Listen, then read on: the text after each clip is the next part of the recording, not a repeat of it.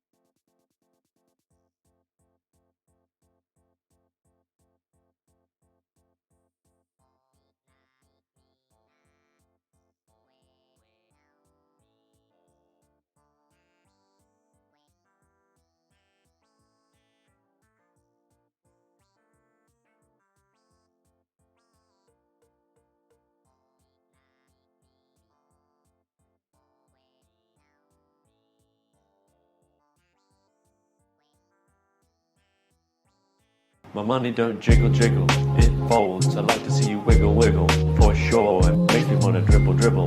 You know, riding in my Fiat, you really have to see it. EGGAY.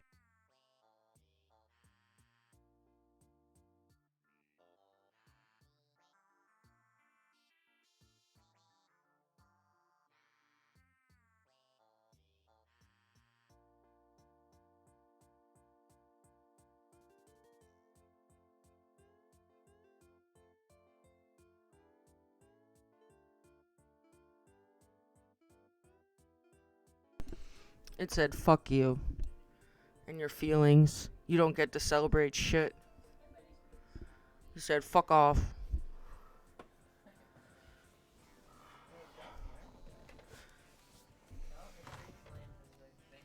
Thank you for resubbing, James. You're the best. It was especially great because I was talking to Robert out on the balcony, and all I hear is, my money don't jiggle jiggle, it folds. I like the way a wiggle wiggle, for sure. As I'm like talking to him about cats. Let me just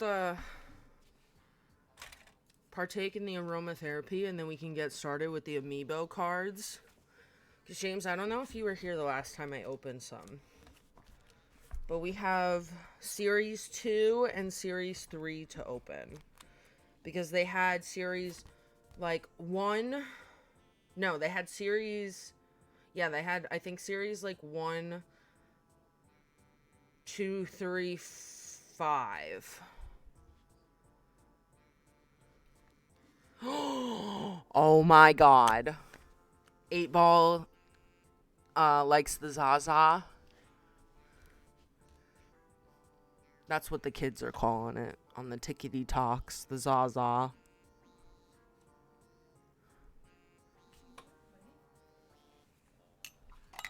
And I don't know, something about calling it that, just, I don't know, I like it.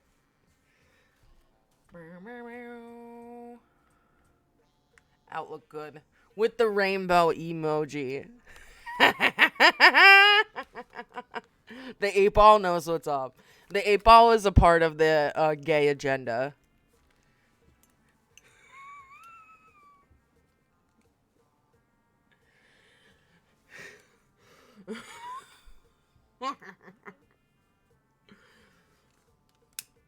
Okay.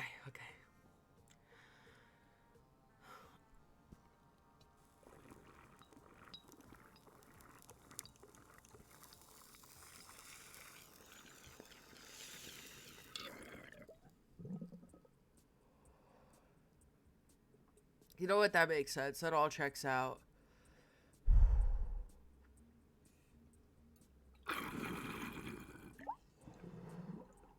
I love how there's a KK Slider cover of Pumped Up Kicks.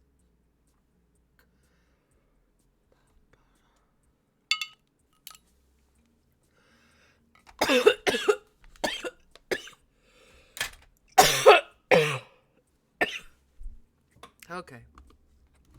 Let us continue. Okay. So, this is my binder, well, one of my binders for my Amiibo cards, because I have to have 2, because there's, like, 500 something Amiibo cards, and this only holds, like, 360, so I have a second smaller one. But we will probably not go in this one, because this one only holds, like, Series 4 and 5. So, I don't think we'll be going into this one.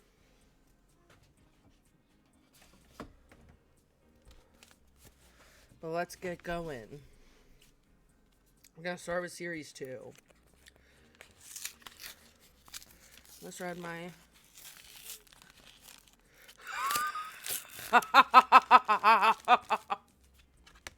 What?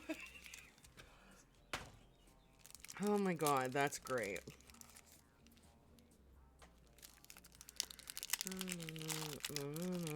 Alright, we got Marcel. We'll go put them in the binder in a second. Julian. Moose. Oh, we got 2 mice. I do not like the mice ones. Broccolo. Pate. And Dawn, which I'm pretty sure I already have this one. So let's see. Let's see here. Let's go in our little binder. These are Series 2, so... Oh, we don't have Dawn. Dawn was new. So as Pate. Let's see. One. Broccola was a repeat.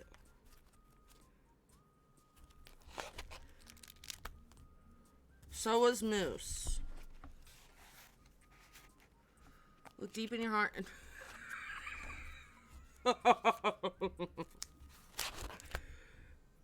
Julian is a new card. We're filling in the collection more and more. 191 Marcel, new card. Do not have that yet. Okay, that was the first pack. Let us continue.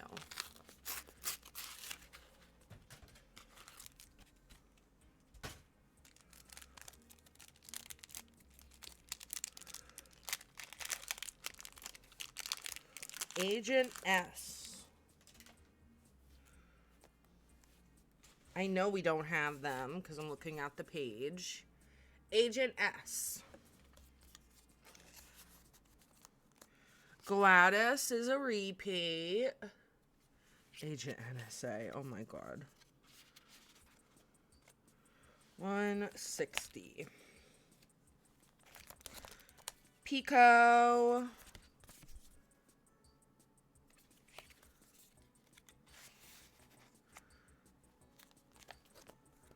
137, Cookie, also a repeat.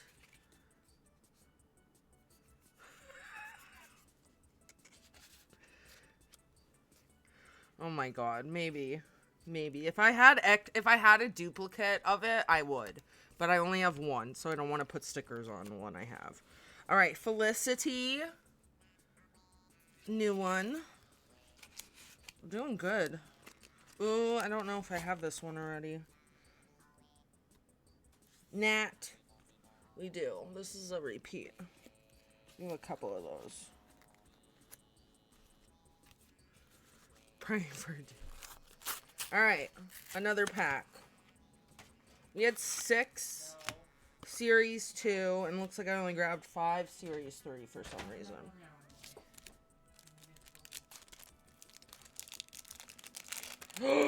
Oh my god. James. Do you remember when I first started my island and I had stupid ass Vesta and it took me like a whole year to get rid of her almost and it was the worst thing of my life? Do you remember? Guess whose fucking card I just got?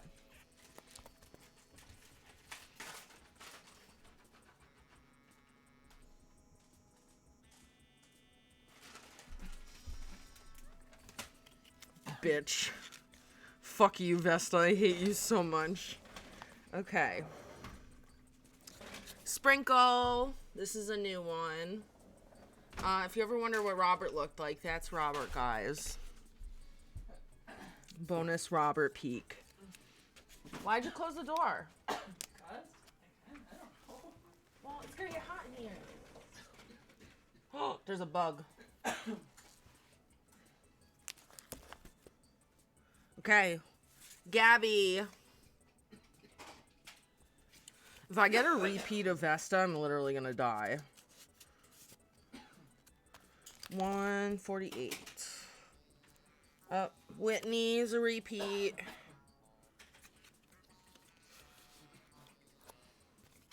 $130 Prince. I do not know if I have. I can't decide if I hate this one or if I love it. The mouth is what gets me.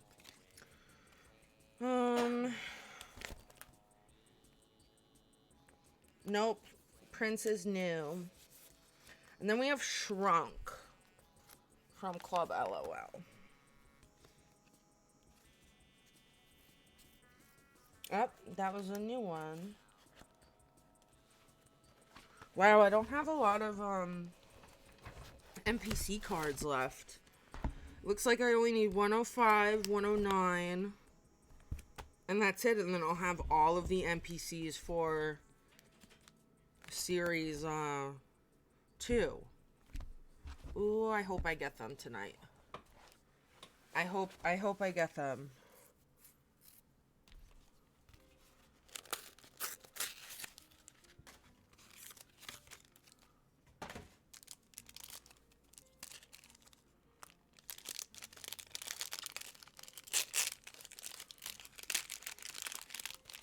Okay.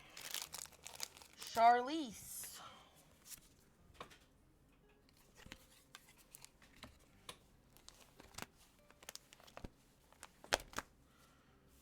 Is a repeat. 172. Agnes, also a repeat. 152. Wendy. New. I don't know how I feel about Wendy. I don't usually like the sheep. 144.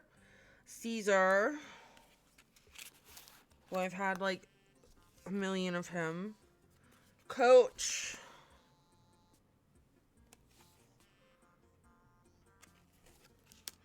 That's a new one.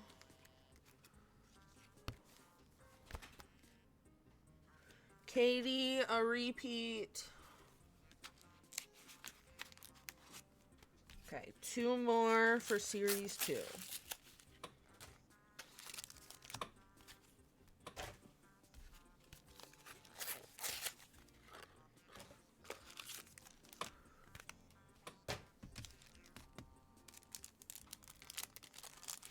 So we need 105 and 109. 182, Alice.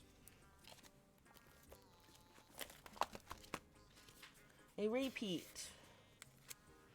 168, I think I definitely, yep. A repeat. Nan. 163. Ed. This is a new one. 140. Avery. A repeat. 122 is Lucha. 122. And 103, another repeat, Kicks. Alright, last one. Okay. I got excited for a second. I thought I got another Agent S. Unfortunately, it's another Kid Cat. I'm so sorry. Very sorry.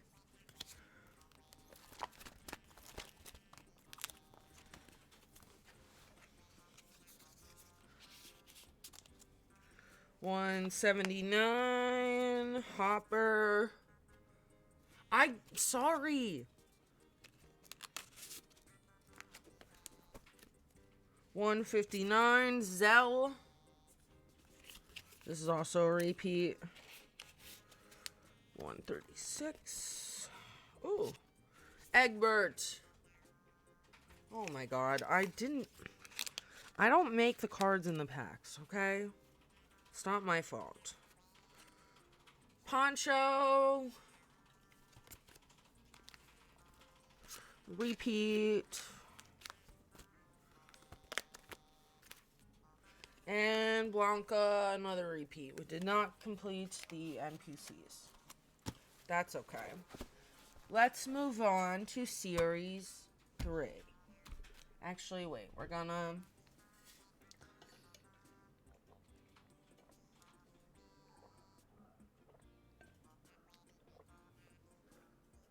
drink some water first.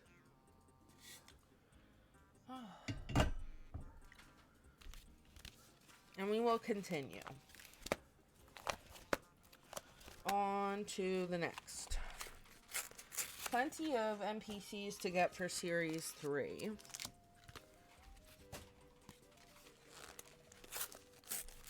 You were right.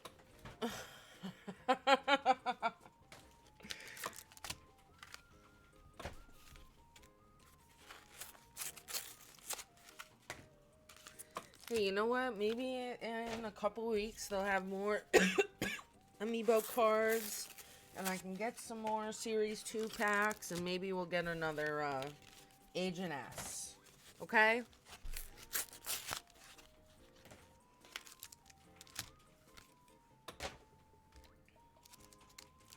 Series 3. Here we go.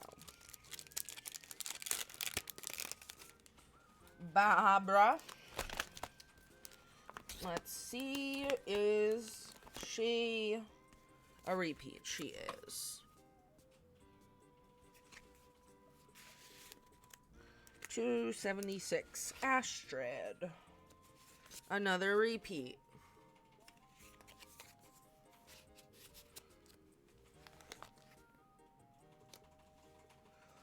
Genji. I like this one.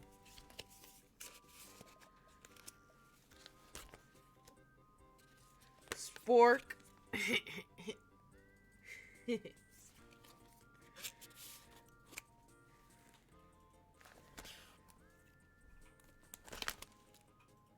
Oh no.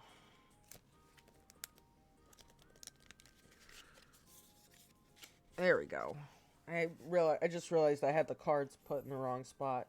They were kind of out of order, but I was able to fix it. Okay.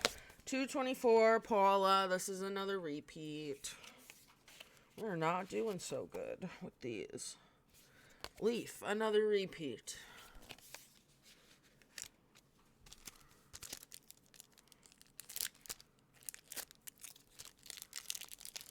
Try.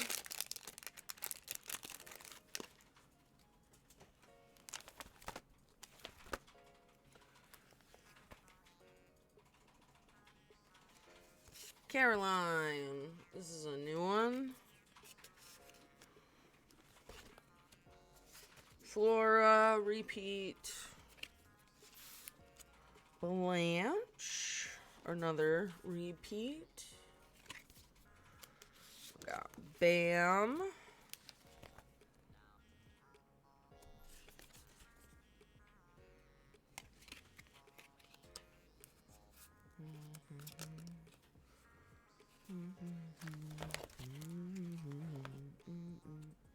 Three.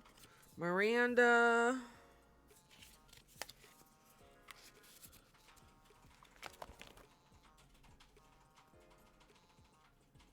Blathers. This is a new one.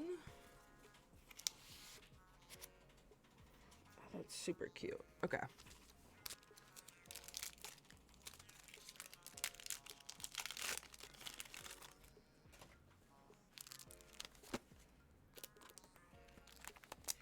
All right, Derwin, a repeat.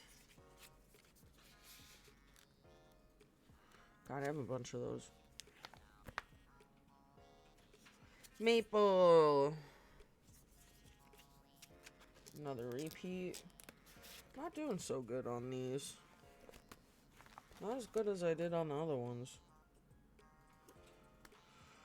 Chester, this one's new though.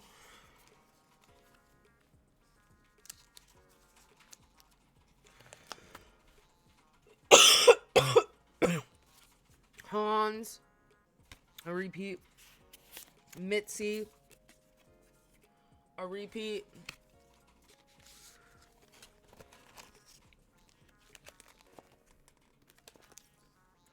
Awesome. Pete, this one's new.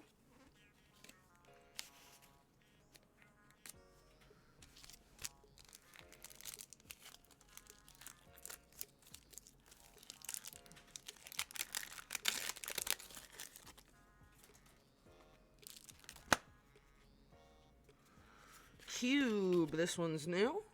Very nice.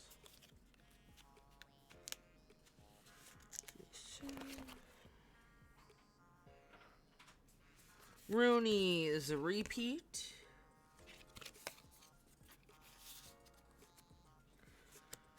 Daisy. Cool, not a repeat.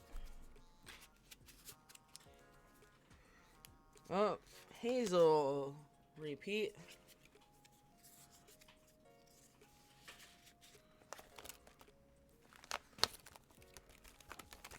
No. 19. Renee. Alright, Lily. No. No, he knows. Oh. Wednesday. And then, Jingle. What? What are they doing? Stop trying to get in the back. Get in the back. I'm gonna have to hide it. Okay. And this is the last one. No, we're not getting the keys.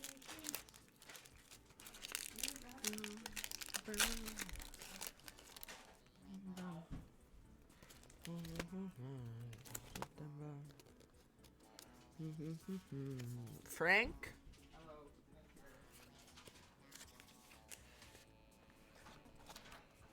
Dora. Frank was new. This is a repeat.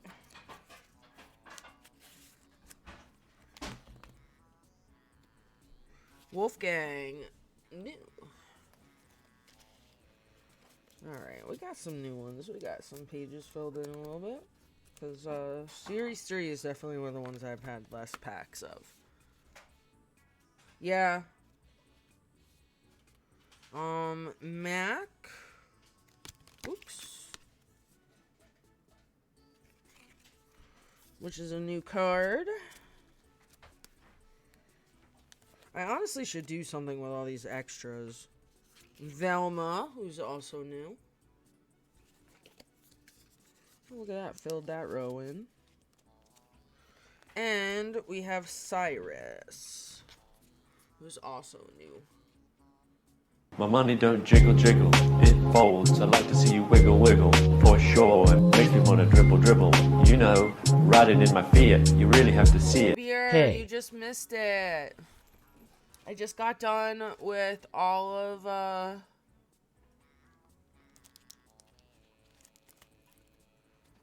Amiibo cards. We've added to the collection quite nicely. And thank you very much for the resub, Abir. You're wonderful. You're wonderful. Yeah, but now we're gonna go do coffee talk. And you can say hello to the Wind Boy, the special guest.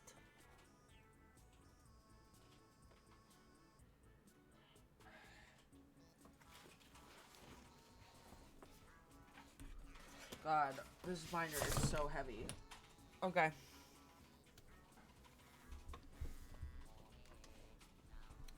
Let us switch. I don't even know where those are. Oh wait, I think I see them. You fucking... Alright, guess I'm switching back to this screen. You fucker.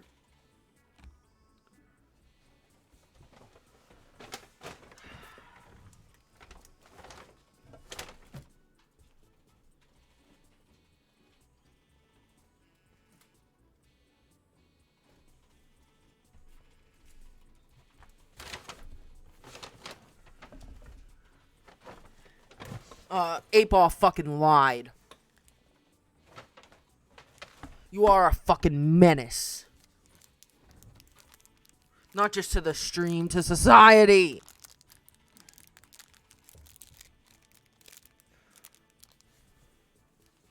That emote is how I feel after dealing with James. Oh, don't try and push this off on a beer like you're doing a nice thing. You're not nice.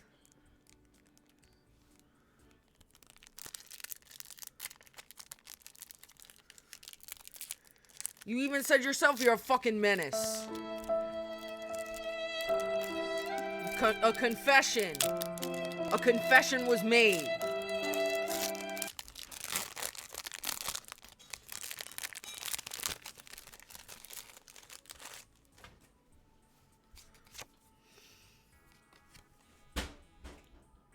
Murkrow. Litwick.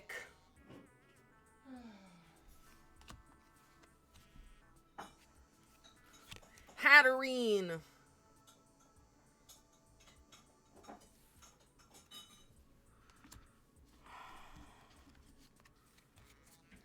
It's fucking my 13th reason.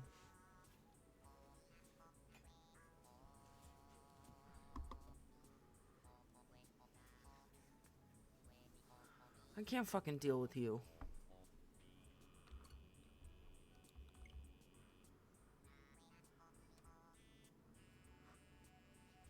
Alright, I'm gonna switch the music.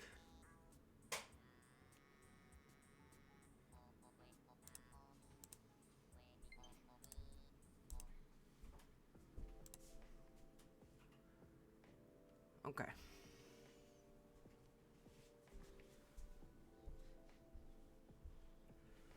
God, I'm so annoyed. Why are you like this? Y'all show up and you just torture me and harass me. My own fucking stream.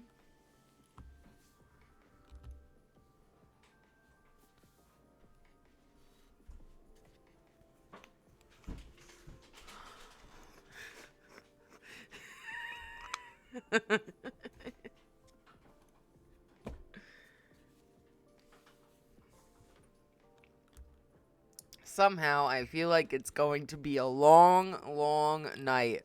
You know what? Unacceptable condition! Unacceptable!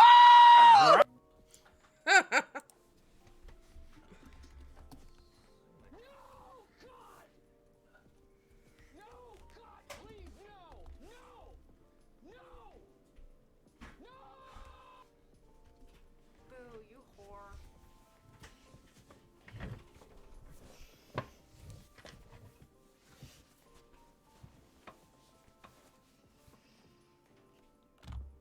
Or not. Oh wait, I gotta change the...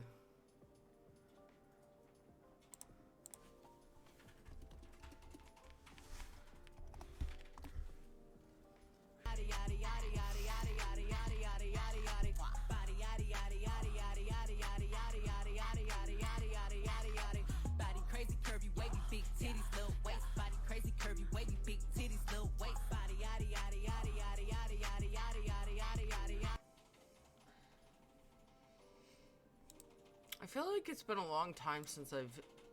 Oops.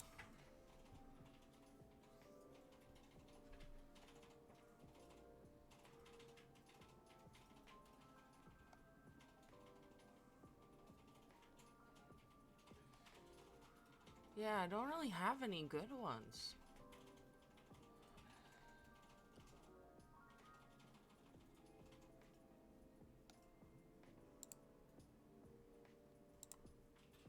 Okay.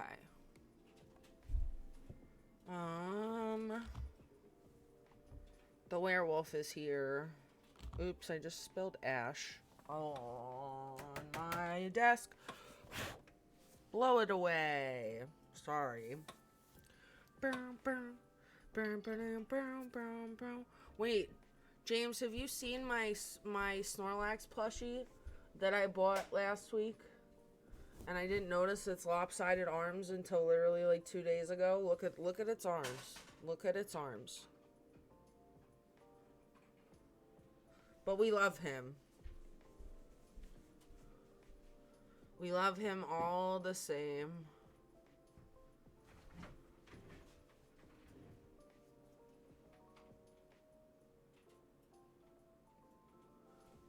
Hold on. Guys, look. Look at the...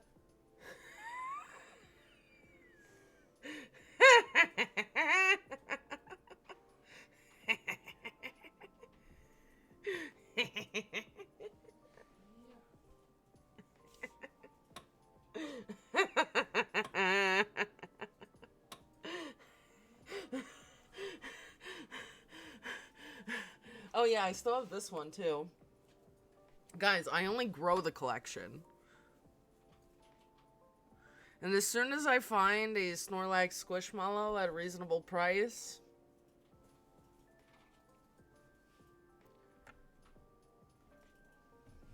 it never stops. And then if you look in the corner behind me, look over here. That's another Snorlax.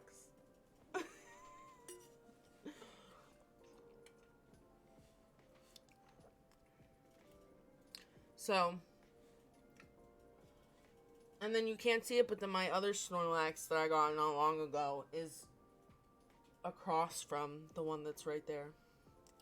Just Snorlaxes everywhere. Snorlax City.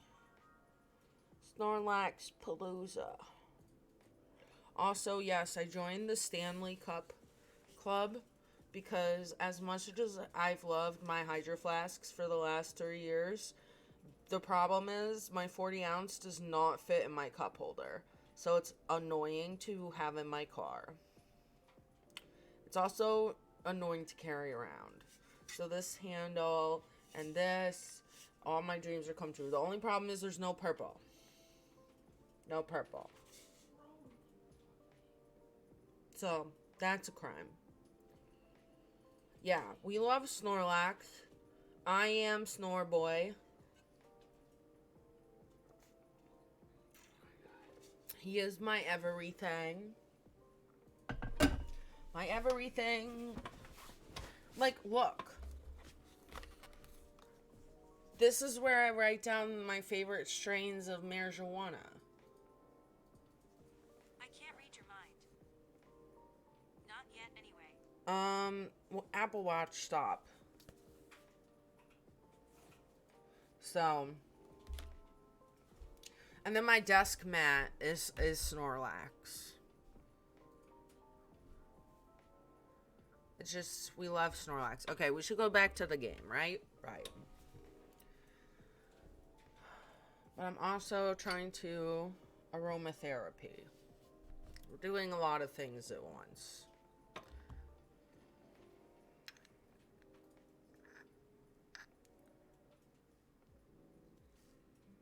Everything is just fine. Is it though?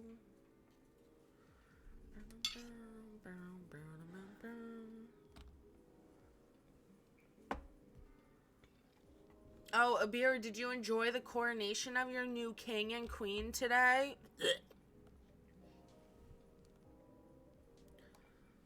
How much monies did you guys have to pay for that in your tax dollars? That would make me so mad. Good. Good. He doesn't deserve it. Neither does she. Mr. Hyde was here the other day. Oh yeah, that's right. I have to give you your key card. Try not to think about that. That's true.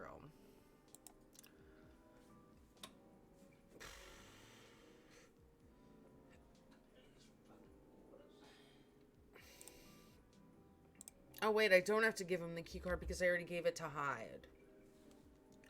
Bam. Oh my god, $100 to replace it? Would have cost me at least that much with the fines. And that's insane. I was around to help. Didn't think he'd be in Seattle, to be honest. Well, he's moving back. Didn't you call him for his spare key? I did. Oh. I had a hunch. Oh. That's a pattern. There's a pattern to his visits, even if he isn't aware of it.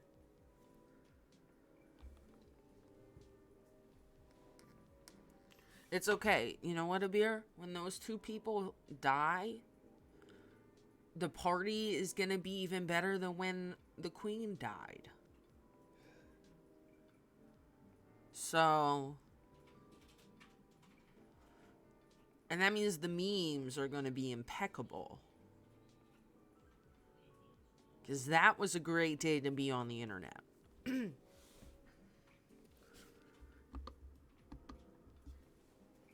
You know? Like that day made me realize, like, there's so many people in powerful positions that when they go, it's gonna be so exciting. Yeah, there were some good memes today, too. The memes were pretty good today.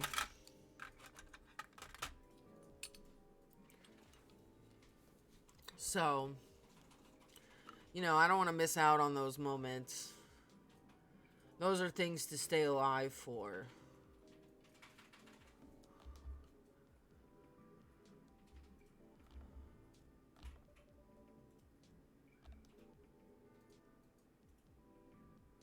What if Hyde has a lover?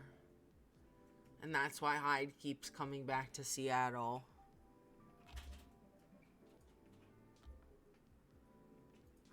Take a guess. It's a lover. Hyde has a lover.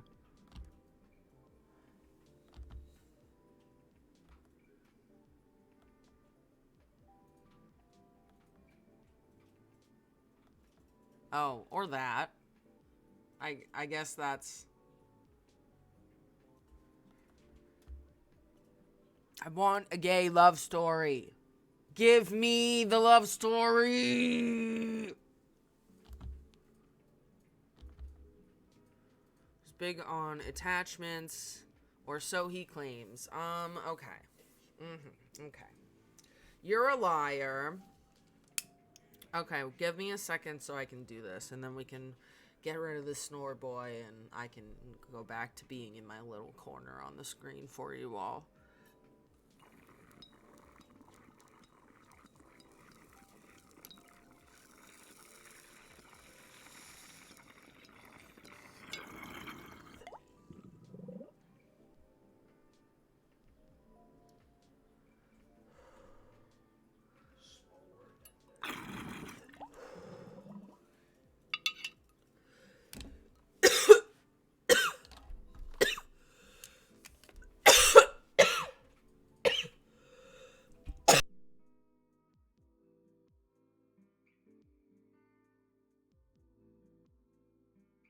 Okay.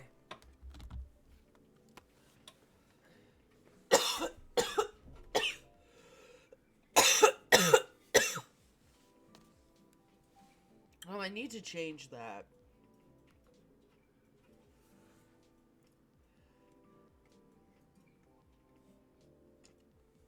So, I ordered this weird KK slider hat, and I'm gonna wear that on stream.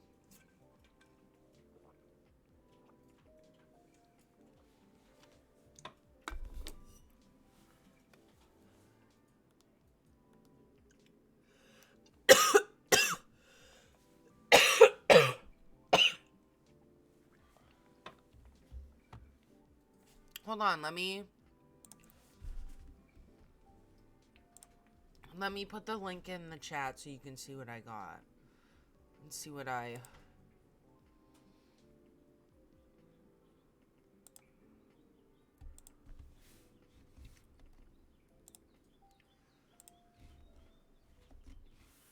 You know how I do it, a beer. Look at that. Look at that. So, I'll do a stream where I wear that.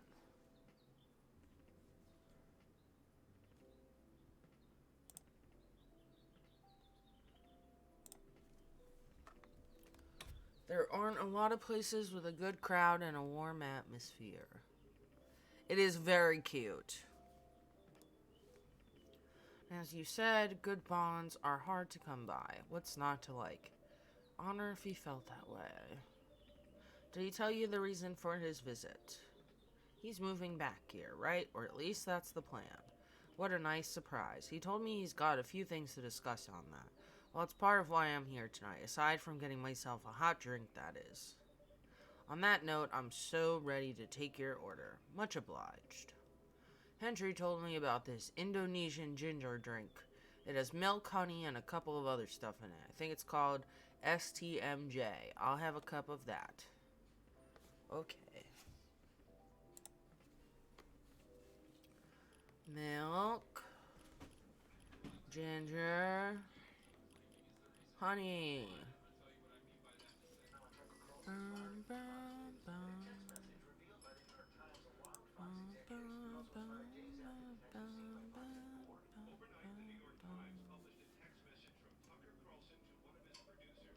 one nutritious drink. Bum, bum. What's in it again? Hot blend of egg, milk, ginger, and honey. The drink's name itself is the ingredients. Susu, Telur, Madu, Jahe. Milk, egg, honey, and ginger.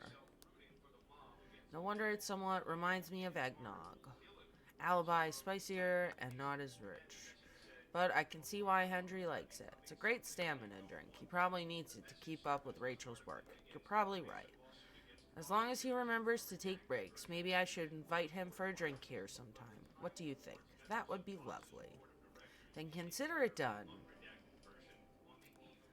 I don't think Hyde will show up tonight. Why is that? When I called him earlier to confirm, he sounded a little annoyed. And it's not exactly great outside either. I thought he liked this kind of weather. Him, yes. His car, not so much. That thing wouldn't survive this kind of storm. Now that you mention it, you may be right. I used to drive him in that car back in the day. Did he ever tell you how old it is? Yep. Gave me the whole backstory of it. Oh. I guess I'm just surprised he still uses it at all. The car clearly holds a special meaning to him. He was also quite sentimental about it, which makes me wonder if it has anything to do with him moving back here. What do you mean? He lived here before, right? And he kept bringing up the past, too. The vampire's feeling nostalgic.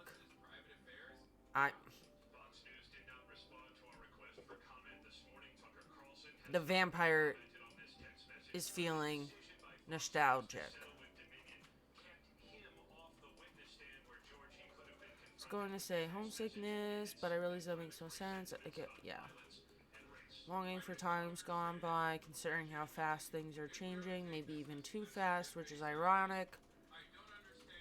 Live long enough, you'll realize the only constant in life is change itself. Things like shifting necessities, curveballs the world throws at you, decay, just stuff we have to deal with indefinitely. Considering our lifespans, you'd think we get used to it at some point.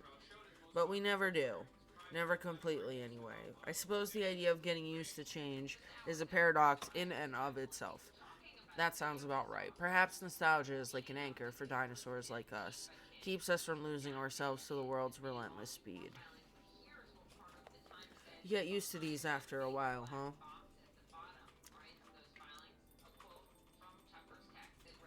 I feel like this cup feels really big. Like, this feels so big. I feel like I could attack someone with this. Like, this could be an improvised weapon. Just bash someone's face. Right? Like, That's basically what he would say on camera. He has said worse things on camera. Is Tucker Carlson not allowed to say what he would normally say? I'm gonna beat everyone up with my gigantic cup of beer.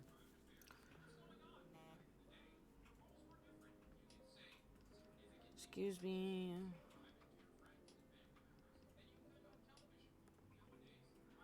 Good evening. Oh, she's meeting someone. So she's saying fuck off. Okay. How's your car? The tire. Surely no need for concern as it was an easy fix, but thank you for asking. Oh yeah, that's right. She had a flat tire. She had a flat tire. Very, very, very bad. May I order a cup of Russian tea? How do I make that? Tea, lemon, and cinnamon. Tea, lemon, and cinnamon.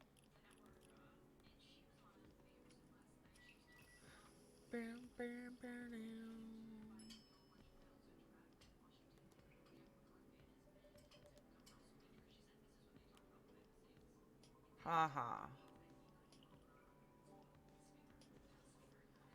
Perfect, by the way. Who are you meeting with? Oh, Lucas.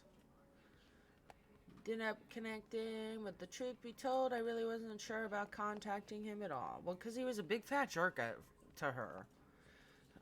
There was no real reason for me to do so. Nevertheless, I sent him an email the following night, right after the completion of my final delivery at 3 a.m. That's pretty late. A little, but surely no worse than forgetting it altogether. But he replied straight away, to my surprise. Had no idea he was such a night owl. Or perhaps just an extremely early bird, right? I wonder if he ever sleeps. That should be a question for you too, Mix. Anyhow, he answered me with an apology. He regretted his rudeness from when we first met, which was another surprise, since I didn't think it was such a matter of concern. Well, he did return here the next evening, looking for you. Did he? He said so himself. How peculiar. In any case, we exchanged phone numbers. Oops. And I've been texting ever since. Ooh. Are they gonna hook up? It's to meet up and speak in person, which is why I'm here now. But I'm still not quite sure it's necessary. I mean, maybe he just wants to chat and hang out. Perhaps. I suppose we'll see.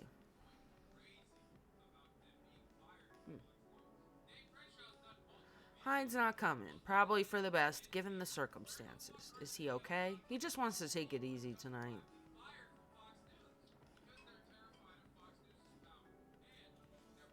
But you know what's nice? It fits in my desk cup holder right here. I have a cup holder right here. Which is like one of the reasons I love this desk. It came with a little cup holder attachment thing to screw on. And it even fit my Hydro Flask, which was crazy. Because it's flared, so it's really wide at the top, and then it gets a little smaller near the bottom. So it holds a lot of stuff. Of different variety and varying sizes. There we go. Stable. Yeah, look at me apologizing for the weather and the power. Like I control those things. That's not how that works.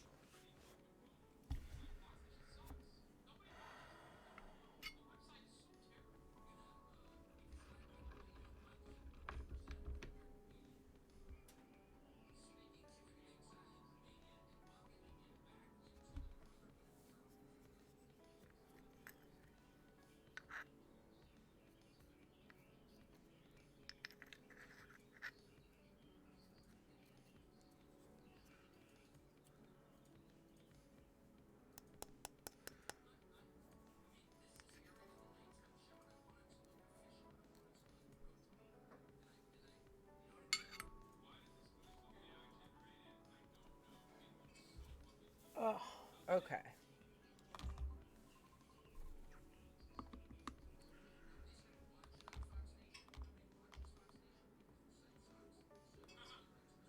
Hey there, did you manage to resolve your issues with children? Oh yeah, that's right, the children are scared of him. The hospital admission problem from the other day. Oh, that. For a minute there, I thought I had a beef with kids I was unaware of. Sorry for the misunderstanding. No worries, that was funny. It's only been a few days, so not much has changed. How about you? Feeling better? Ah, yes. Well, I apologize for the way I acted a few days ago. We all have our bad days, so don't worry about it. Thank you.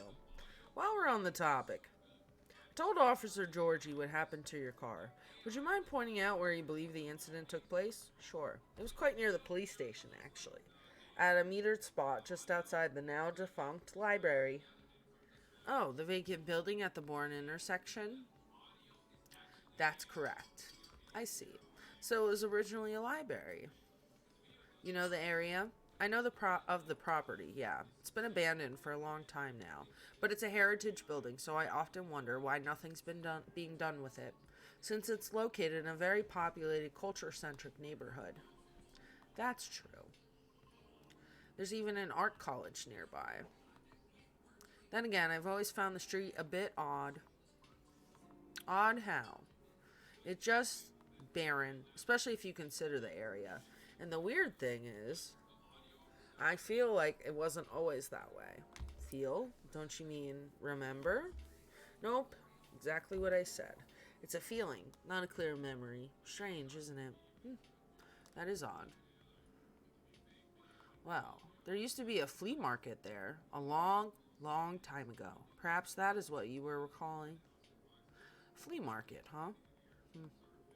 The last time I drove there, I remember seeing nothing but concrete. Oh, wait. There was a single dead tree surrounded by strange trinkets. A dead tree, huh? No idea why I almost forgot about it. It stuck out like a sore thumb. About 8 feet tall, no leaves. It's been there forever, too, as far as I know. That hawthorn tree was something of a landmark for us drivers. And the trinkets you spoke of were actually remembrances of sorts. Remembrances?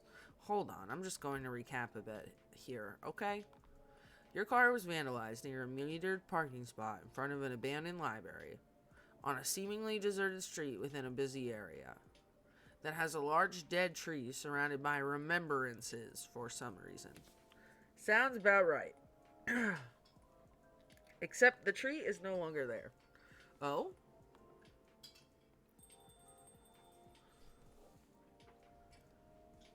Are you serious, Pops? Why wouldn't I be? That is crazy.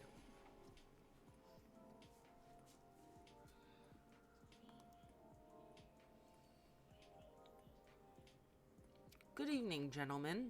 Hey, everyone. Oh boy.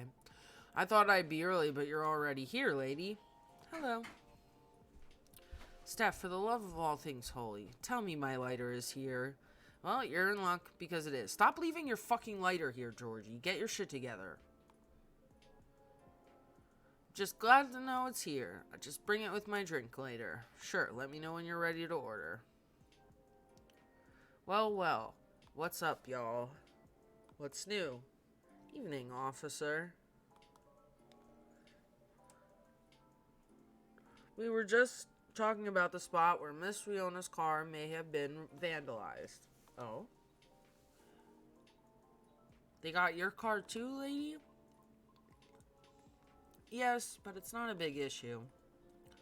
Still sorry you had to experience that. Where did you park your car?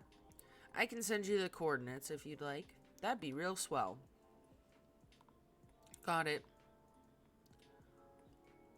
Oh. Is it within the area you expected, or? Pretty much. Same location where I parked mine a week ago. I see. You can rest assured, we already increased patrols in that area. That's great, but I am the only one doing it at the moment. That sucks. What's that? Am I hearing you, out of all people, doubting my skill stuff? No, of course not. I just thought it means an unfortunate increase to your workload. Well, them's the breaks, I suppose.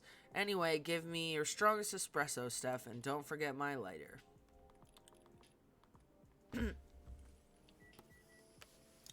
Lighter, lighter, gotta give the lighter.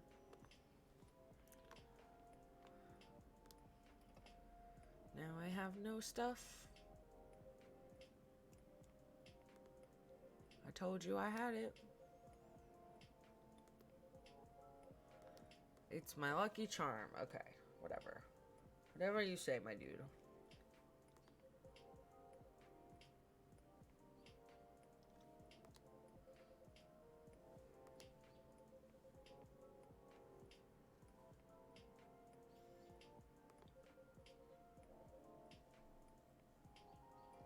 Okay, buddy.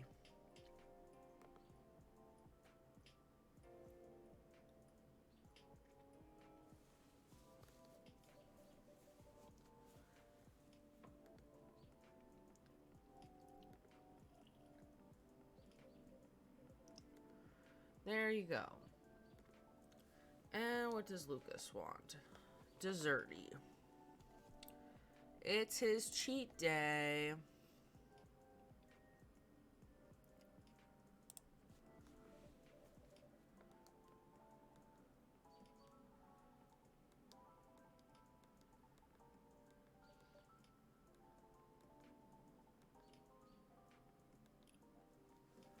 Okay.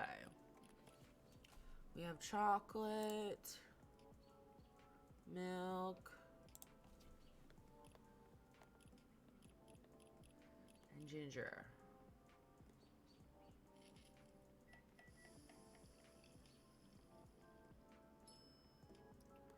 There we are.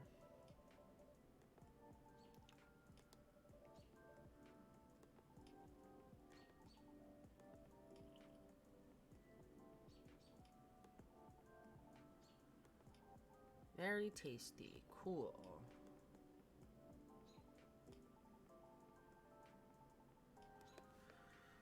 Ooh, a creepy patrolling experience. Was it in the same location where the lady's car was? Creepy patrolling experience? Well, I don't know if I should even talk about it because maybe it's just a tad too spooky, even for me. Spooky, ooky, ooky. Ooh. Shit. What happened? Tell 'em, Pops. It's not that big a deal, honestly. Then all the more reason to talk about it, right? Maybe someone here will know something. You got a point there. Y'all were talking about the area anyway, right? Yep.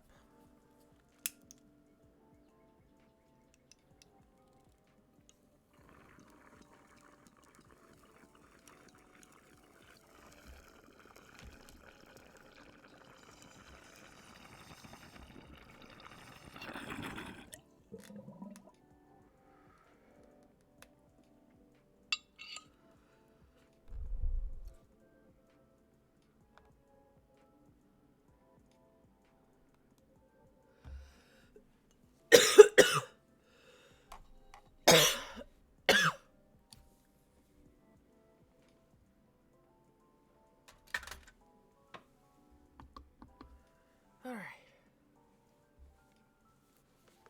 Concrete sidewalk with metered parking spots, a fence here and there, and an unfinished construction site with a couple CCTVs dotted about. No tree. What tree? There used to be a dead tree in front of the old library. Huh. Oh, that old dead tree. It was uprooted by the city back in January. The commercial community decided it wasn't really a good look.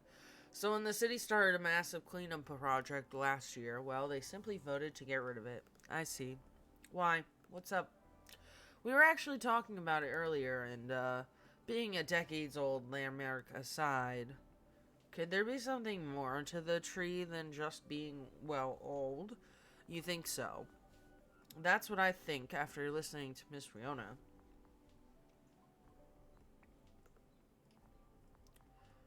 Are you expecting something from me, Steph? Huh? Oh, no. I'm sorry if I crossed the line. You just seem to know a lot about it, and I don't want to mix up the facts. I understand. But I would like to hear the officer's spooky tale first, if you don't mind. Gladly. Almost forgot about me there, huh? So anyway, trolling on that street is an easy task. Only 4 to 5 cars would park there overnight at most, which makes keeping the track a breeze. Sounds ideal enough. As expected, though, nothing happened the first 2 nights, but... Oh, of course, perfectly timed thunder and lightning. Yesterday was a different story. Oh, shit.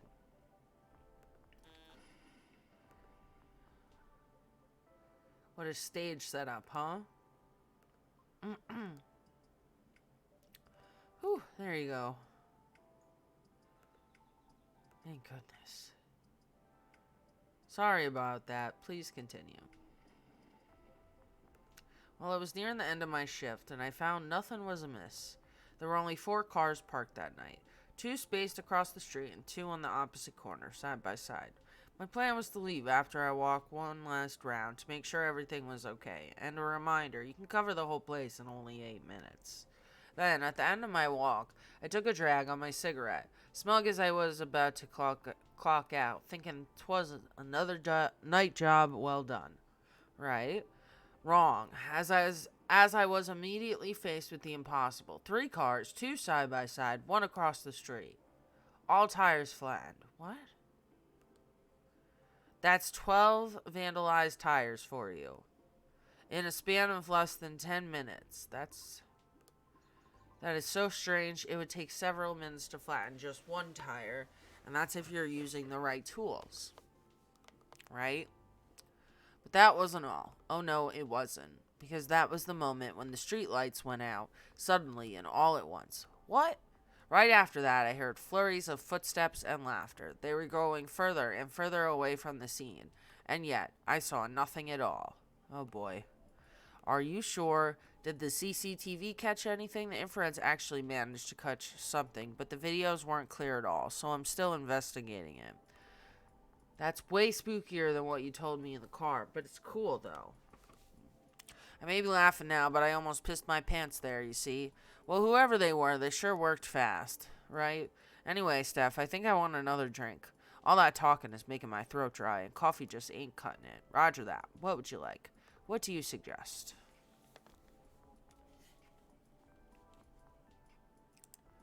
Let's see. Tea with ginger and honey. Use the red flower stuff. Okay, hibiscus, honey, and ginger. Okay.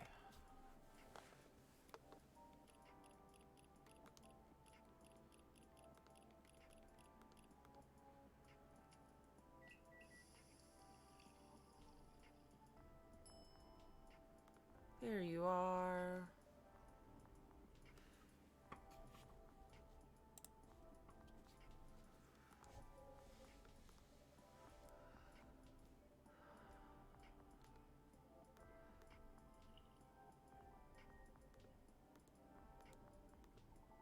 That's the case. Let me join. I'm not scared of ghosts. Real beings scare me more. Wait a second. What do you mean by ghosts? Jumping the gun a little there. I don't know. Maybe it's even something crazier than that. This is a really serious problem, kid. Don't joke around like that. Interesting. You know something? No, not me, but she might. Right, the tree, wasn't it? What about it? It's your turn to finish your thought. I'm not sure if this can be any use at all, but... Officer, are you aware of the story behind that tree? No, I am not. I recall what you said earlier. People often leave remembrances around it. What do you mean by that, miss? Well, it's because someone passed away there. Oh. Allow me to explain. I mentioned there was once a flea market on that street, correct? Right. They called it the Fairy Market. It was unofficially set up by the transients of the community. Transients being the government's term for unregistered citizens, including all the other uncategorizable beings at the time. Fairies were a part of that. I remember learning about it. After the war, the government made its first official attempt to sort things out. Organizing equitable classifications was thought as one of the first steps toward civil peace, but it was oversimplified, inefficient, and not speedy enough. Was all that before the Vindication Act? Way before that. Many who couldn't register were basically in administrative limbo. That's as good as like not existing at all. Really, that's horrible. It was the main reason why the fairy market was created in the first place, to ensure transient survival throughout the changing times, in more ways than one. The market had no real schedule, therefore, the start of Fairy Week would be marked by flowers strewn along the intersection, just so people would notice and come and take a look. Sounds kinda too low-key, no? Because it was illegal, silly. Oh. And that was exactly the problem. The market ran day and night, its format unchanging. At the same time, the economy was slowly reshaping the landscape. People started to spend more, becoming reckless, until the laws were still shaky at best. Then a tragic incident occurred one night. A drunk driver was speeding and went off course, striking a vendor there. and the only evidence left of the crime was that tree. Standing where there was no tree before. Wait a second, what? Why did I never hear about it? It's interesting. How long ago was this? The accident occurred in 1959, but the market itself was forcefully disbanded in 1961. Happened before I was born, huh? Yeah, I remember everything now. It was actually quite an infamous case, wasn't it? But due to the nature of the beings involved, most people couldn't help but, well, forget. We're talking about the late 50s to early 60s. Post-war media was still quite scarce, and I remember the drunk driver was also the son of a very wealthy individual. Oh, correct. But that wasn't exactly the part that made the case so infamous. It was due to the fact that no body was ever found at the crash site, as well as the vendor being a transient with no legal ID or paper trail. As a result, the court had no choice but to dismiss the case. But there was a body, wasn't it? Just not the one people might expect. You mean the tree? Right. When semi-spiritual beings like us pass on from the physical world... Oh... Oh! And they got rid of it?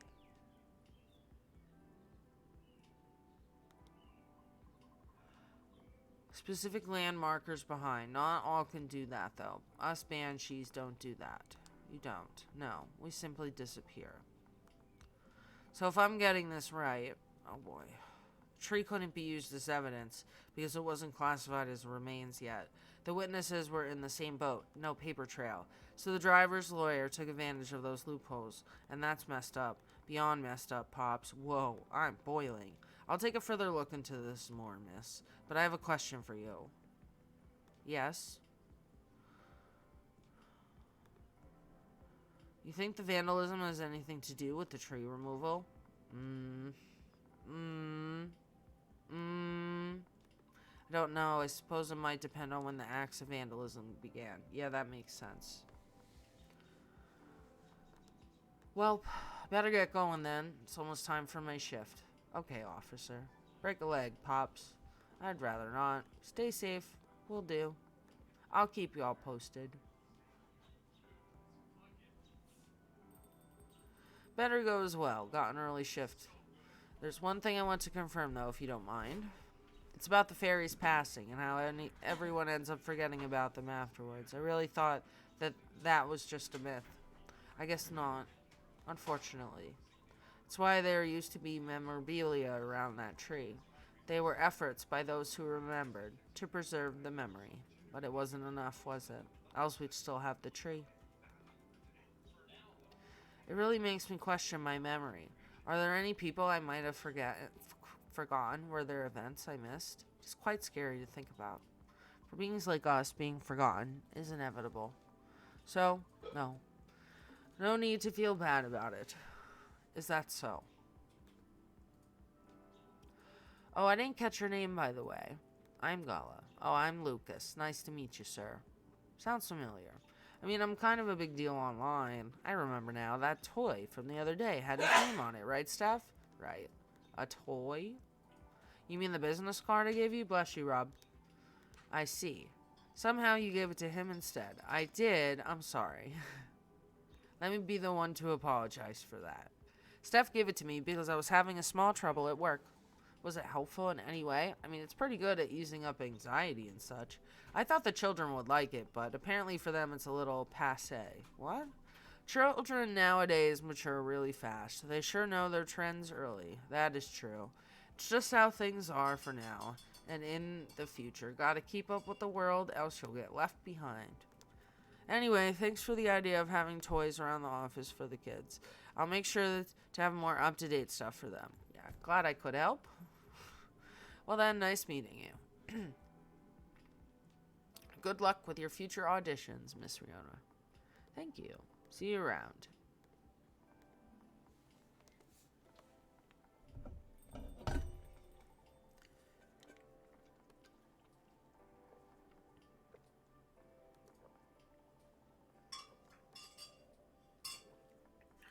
No food.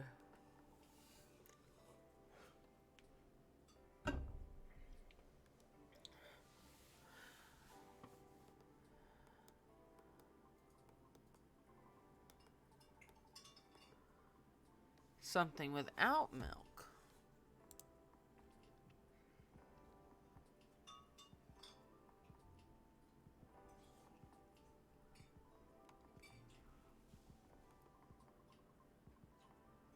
Blue pea tea.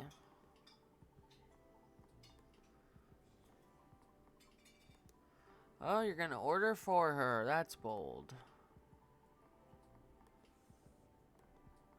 Blue pea, mint, lemon.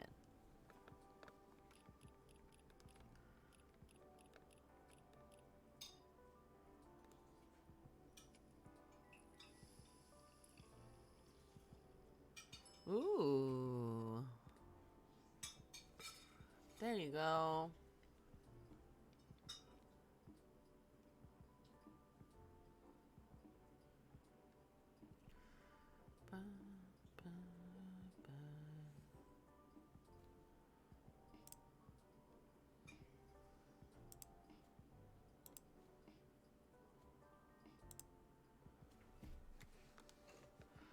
The man sitting right beside you. God.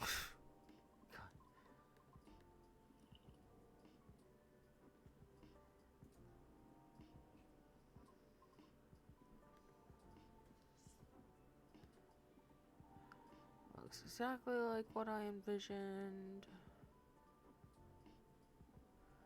Nice. Glad you're home. Whole case early. Oh, Jesus.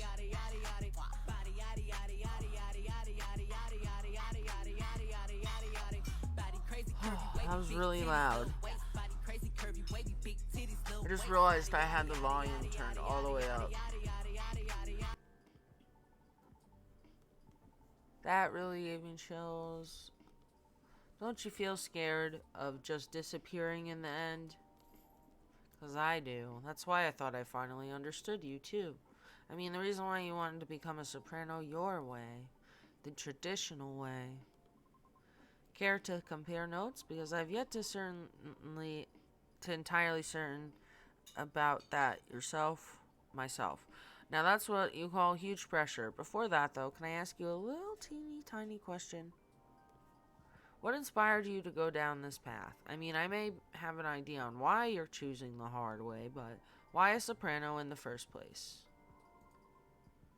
Did you buy lots of good stuff at the store? Because it's been done before. Because there was already a banshee who did it before. So I know it's not impossible.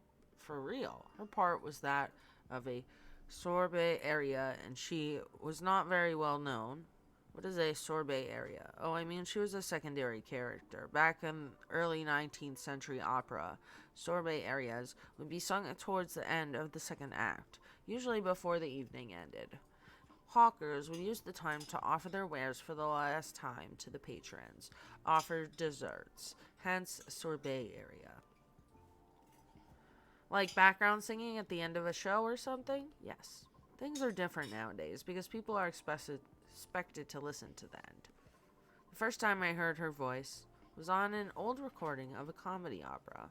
I was still very young back then. She was playing a confused maid role at the very end of the opera, wondering why and how people could act so crazy when in love. But despite her confusion, she thought she wasn't so old that she couldn't find out the reason herself. It was a funny epilogue to the opera, but hearing a banshee sing such a joyful and light-hearted piece was truly an eye-opener for me. Sadly, I couldn't find any of her other works, but it always stuck with me nonetheless. So I left my commune and started trying on my own. That's really cool and brave of you to do so. I agree. I have never talked about this before. It's a bit embarrassing. Don't be embarrassed. I think it's super cool. Yeah, that's not embarrassing. You're just feeling inspired to push yourself beyond what's expected of you and wishing to leave a mark on this world. Is that what you think? Uh-huh. You're just trying to follow a path that has been traveled before. And that's not always a bad thing, especially for beings like us. You're just being careful, yet courageous. Right. Because the path you're choosing to walk on is still difficult. Regarding leaving your mark, I don't know. I just feel maybe you're the same as me. Like, what's the point of being born if nobody's going to remember us? Right, Steph? No comment. Why do you want to be remembered so much? Why wouldn't you? Us banshees see the end differently than most. So, care to enlighten me? I can't speak for anyone else, but in my case, I was a kid who grew up in a large family, you see. Like, humongously large. Literally couldn't count all my siblings even if I wanted to, because they're everywhere, thanks to my dad. Oh. We weren't wealthy, though, not even close. The money situation was always suffocating us, for real. But sometimes Dad would drop by to give us some money, though it wasn't even enough to cover utilities for more than a couple of months. Then he'd just leave again a couple of days later. Are you the eldest? Nope. But my older bros had already moved out by the time I hit high school. I was so surprised when my dad gave me the house after he died, which is where my mom and siblings live now. No, it's fine. I mean, yeah, it was weird to receive the news of his death from an attorney, knowing he passed away by himself, and how it took them a week to find out. Natural causes, by the way, so. I mean, how did he check out with absolutely no one knowing? Where were my other siblings? What happened to his ladies? It was just so crazy to me. And I guess it just kind of haunted me. Haunted how? My life growing up was filled with disappointment over him, you know? I mean it in the best way possible. My disappointment actually drove me to work hard for my family. I just vilified him in my mind, like shaking my mental fist at him. Gonna do so much better than you. Ow! Sir, and all that. Oh, God, Winnie. Can you not, Winnie?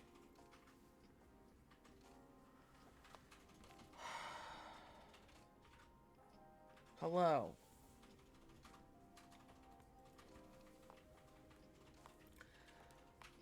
But then I received the news that he left me the house. Like, I know he had no money.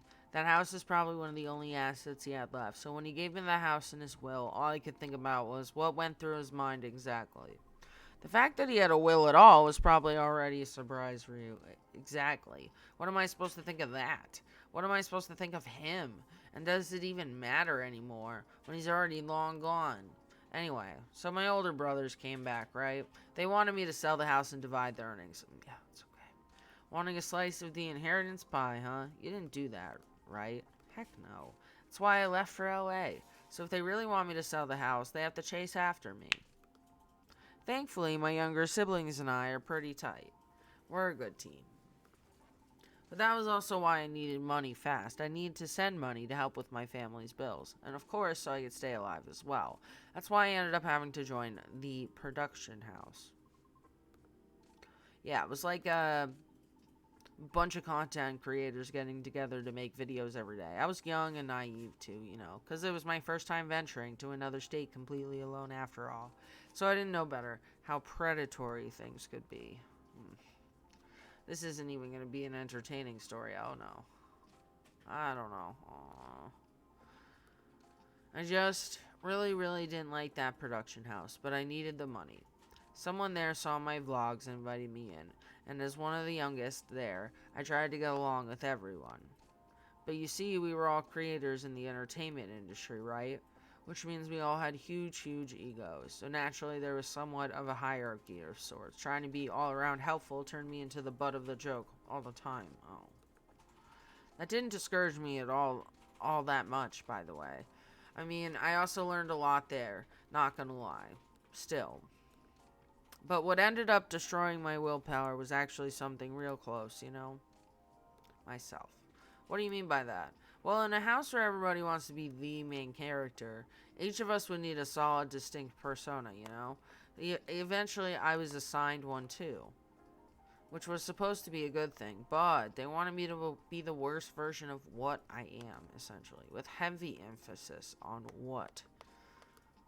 I had a lot of nicknames too, like, hey, ya baby goat. Oh, what are you up to now, satyr boy? Oh, here comes the party goatie. Mr. XXXXS. You gonna go fishing again tonight or what? Oh. We had to go out and try to hit on people. And we weren't allowed to come home unless we failed spectacularly or scored. Ugh. I always tried to be the punchline though. Because there were always more views than when something ended badly. But it was still the worst because I really had to act it all out. You know, bothering people for pretend dates, be sort of a dumb jerk, just for jokes, just so all looked fun for the camera. Even if scripted, I never really liked doing it, honestly. Because in the end, all of it just reminded me, myself, of my dad, you know? And I kept thinking, does the apple never fall far from the tree after all? Oh. So yeah, the whole thing just really, really, really, really sucked. You had it. Difficult. Yeah. Long story short, being tokenized sucked. The end. No disagreement there. Sorry, I swear that wasn't what I wanted. Oh, whatever. I actually learned a lot this evening. I just don't want to take up more of your time. So can I just ask you a direct question? Great. Would you be interested in guest starring on my new show? I realized that was being done the day we first met. I kind of forced my thoughts on you and was just being a general smartass. I undermined your straightforward efforts because I was jealous of your solid resolve, since everything I did was anything but. But you succeeded eventually, didn't you? And you worked hard for it. Yes, yet I almost ended up losing sight of why I'd been doing all this in the first place. I went with the flow, made excuses a lot, all to justify the gain. But to what end? That's why I've been trying to put together a talent showcase for those who need extra exposure. It's going to be a small production thing. It'll be paid, I swear. And not with exposure either. Though it wouldn't be much at first, because I don't have that much money ready to use at the moment, so. Wait. This is a bit sudden, don't you think? No pressure, though. How does the show work? Well, I'm not 100% sure of the shape of it yet, but ideally we'll have like an interview at first, and then we'll record your singing. I'll bring all the gear, and we'll also be doing all the editing and stuff. It's just going to take a bit of time since I still have my main show to do. But I did start my vlogging journey on my own too. So I can bet you the result will still be quality. Your show will tank if I'm the first guest. You realize that, right? If it does, then it doesn't deserve to exist. I don't care about haters, but you do. That's why I won't push you.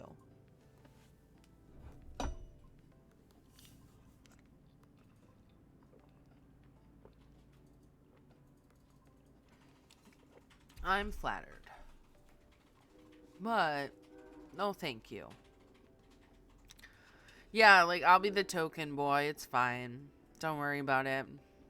Just me being the token boy. Oh, 8-Ball says no violence. Thanks for considering me, though. Thanks for giving it a thought.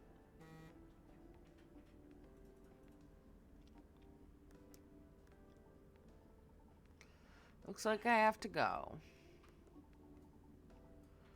It had nothing to do with what you said, okay? Just bad timing. Yes, I get it. Cool. I hope we can meet again like this. If you want to. Maybe. I'll take it. Thanks for your time too, Steph. Sorry if I bored you. No, truly, it was my pleasure. Cool. I really have to go. See you around? Safe trip. See ya. Come again soon. Man, they made these days way longer in this game.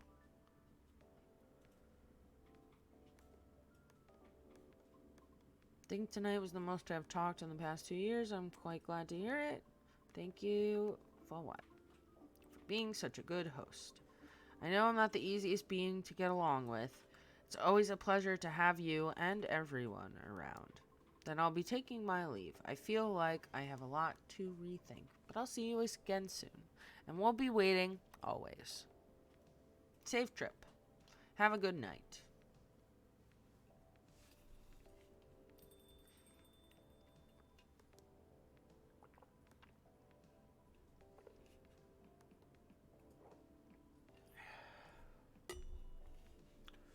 I hope everything will work out for everyone.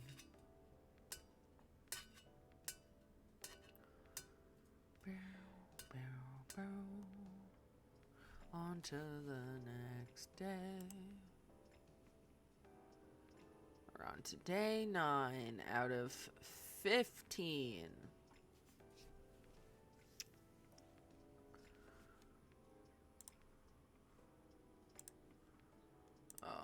go to the bathroom. Alright, I'm gonna go do that really fast. I will be right back. But today it's... Oh my god!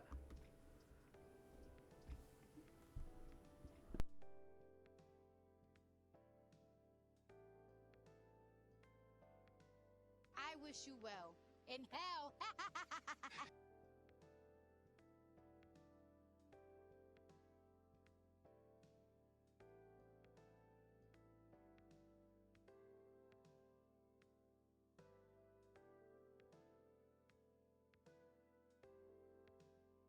Release the remorse on you horse. Horse, horse, horse.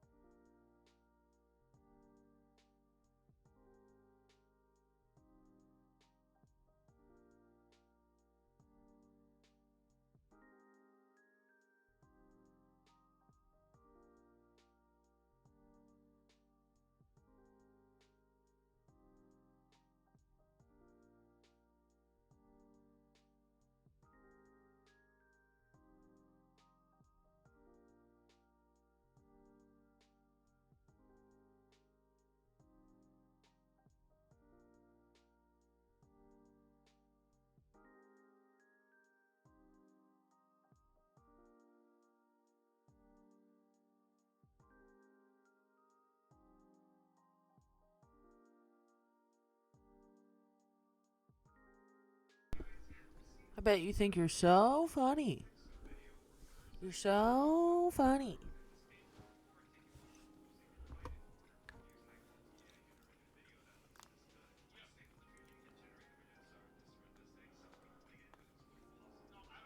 Well, you're not. You're not funny.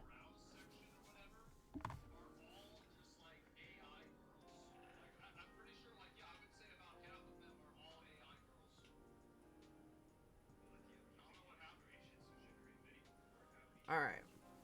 Lunar cell panel prototype ready for first test.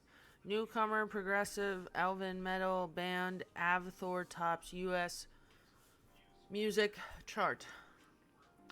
World Golem Culture Center grand opening to be held in Bhutan.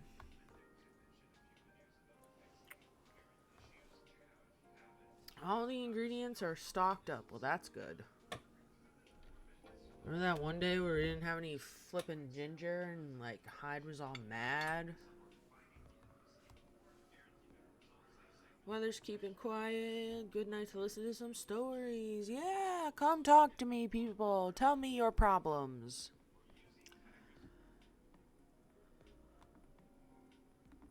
Good evening. How did you get to the how did it go at the hospital? Wow. Fine, except I was a little exhausted. Goodness, are you having issues with the children again? No, that's not it. It's just... Well, for starters, my Fury's giving me a hard time. Is it the full moon? No, but I sometimes get pre-Fury symptoms. Oh no. Common thing. A few days before the full moon, our bodies start to prepare. Oh, it changes the way they react to pretty much everything. Symptoms vary depending on who you ask, but it can affect our muscles, our appetite, our energy levels. It can give us headaches and a lot of other stuff. Small but annoying. That doesn't sound pleasant. It's not great. For me, I've been feeling pretty sore and more tired than usual. Sounds like PMS. Bit crankier, yeah. Is there a drink that could help you with that? I never found one, but if anyone can come up with it, it's you. Well, yes. Go. Pre-Fury drink. More relaxing. No caffeine and blue. Let's see. Blue pea. Milk. And ginger. Let's try that.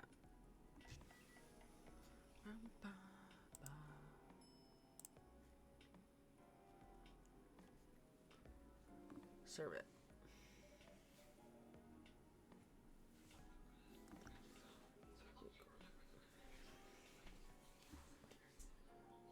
I mean, it's not hard to come up with the name for this drink. It is literally a tea for gala. So... She's all like, oh my god, you named it. Like, oh.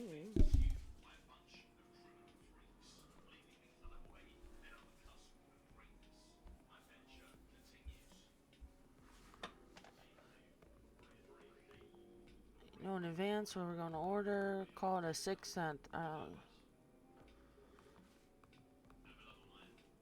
Okay, he loves it. What does Hyde want? Oh, do they have a fight? I need your help. I wasn't that bad, no. I was so tired today and nearly fell asleep on the job. Most importantly, it's not good for you. Moping around, sulking, refusing to look at solutions. I've never seen you like this, and I'm getting worried.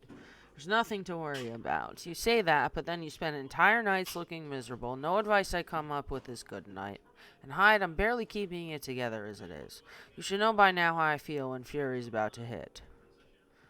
Take it you two ended up chatting yesterday after all. You bet we did. After I walked out of here, I headed home and found this one lying on the sofa, staring at the ceiling, looking so gloomy it sucked the color out of the room.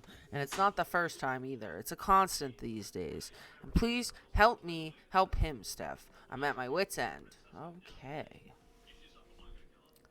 Well,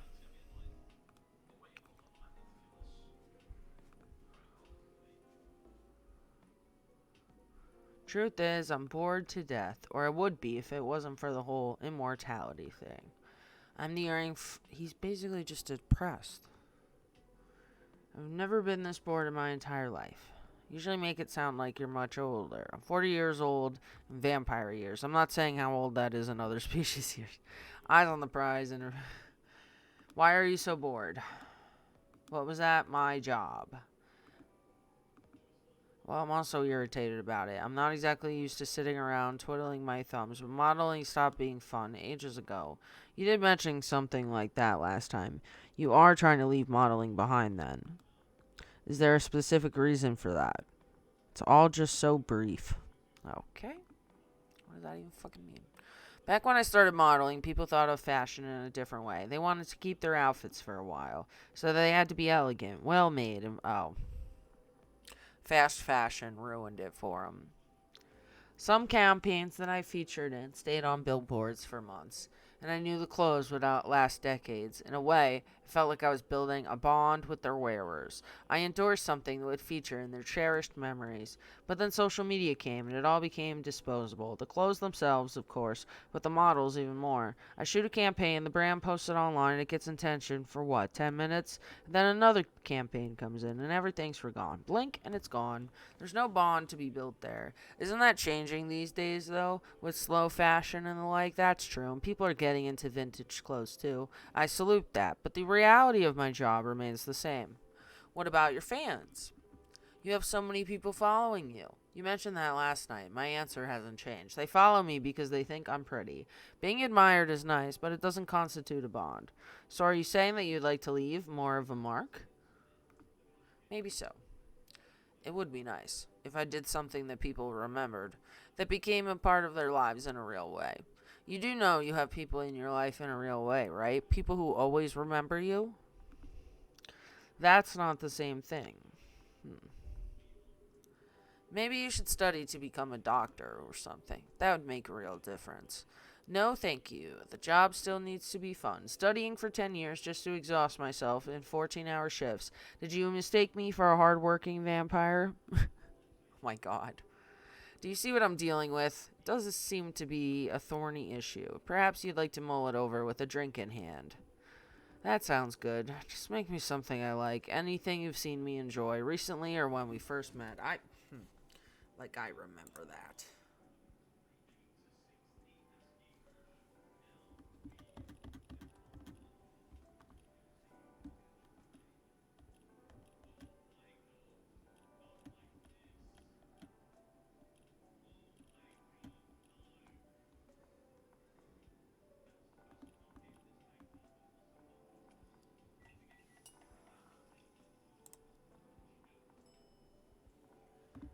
There you go.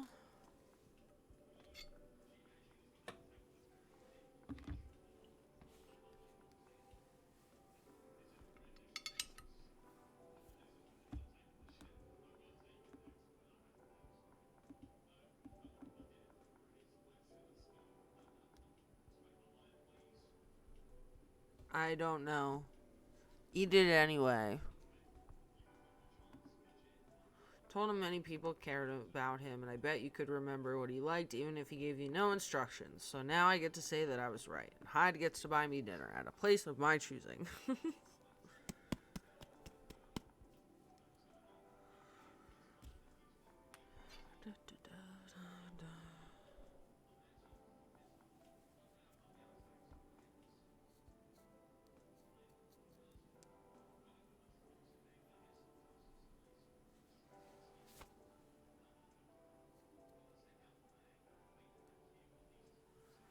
I... my god.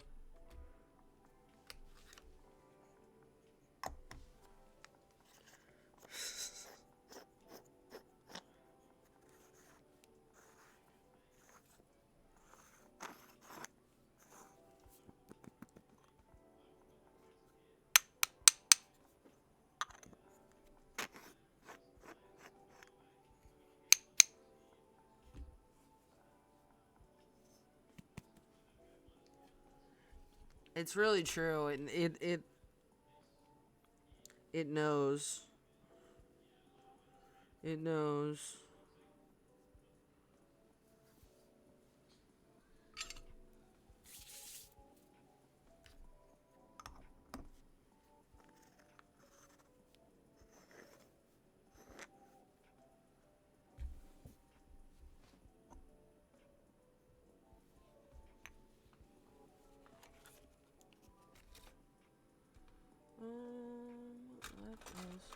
some of this.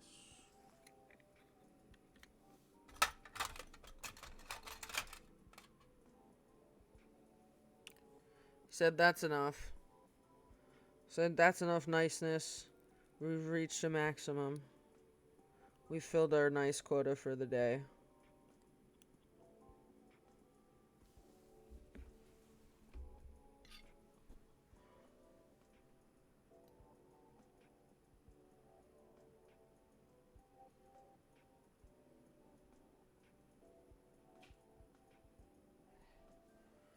Okay, there we go.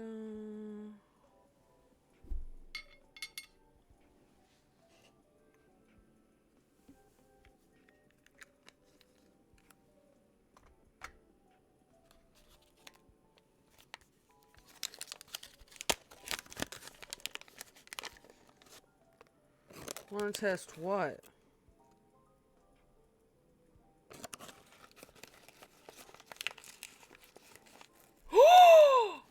Eight ball, no!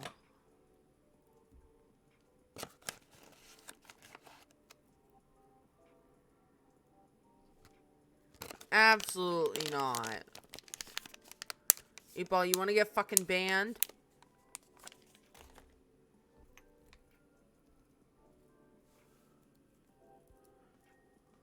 You want to get banned for being a transphobic piece of shit? Hmm?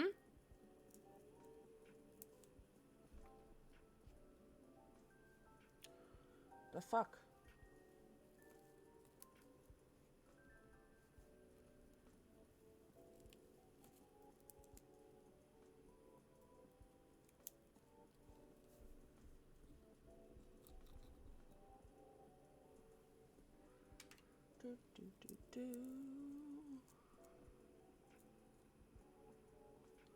Okay, it didn't mean it.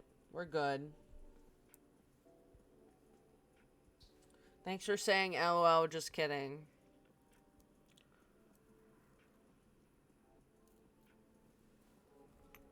Listen, you're the one that has a complicated relationship with the 8 ball. You're going to pick that horrible steakhouse again. If you want other bets in the past... He was on every single one of the bets we've ever made.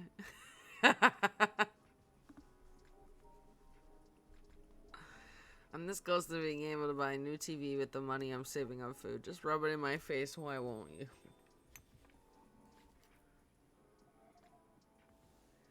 Oh, Lua.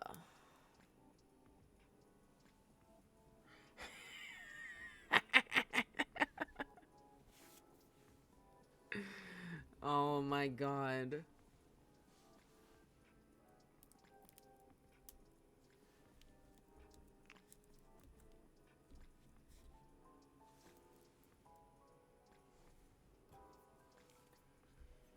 Get more ready.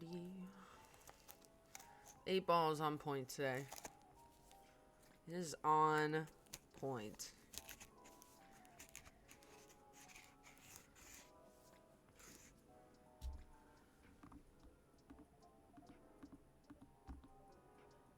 Busy night. Wanted to apologize for the other night. It was because I just stood there and watched the beam bleed out when we were in wars.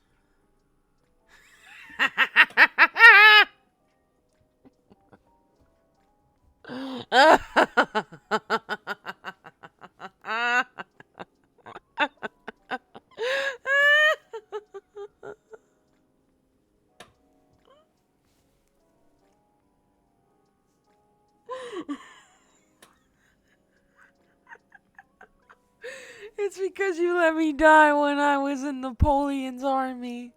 It's all your fault.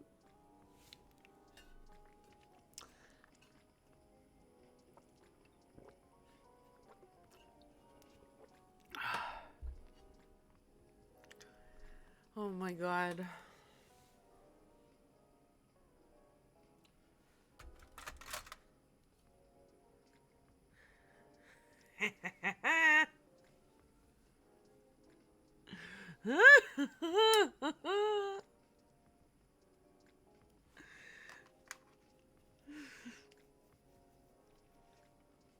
god, it's too good.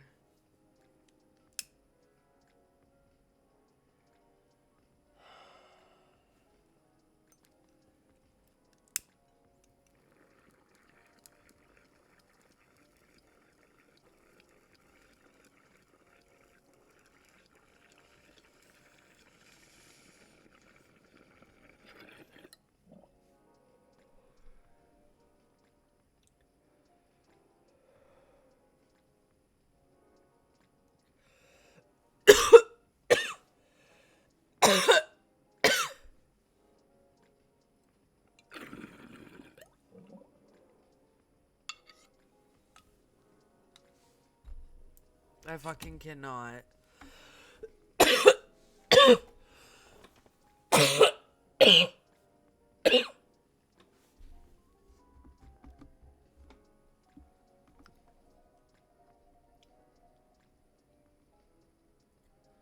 Whew.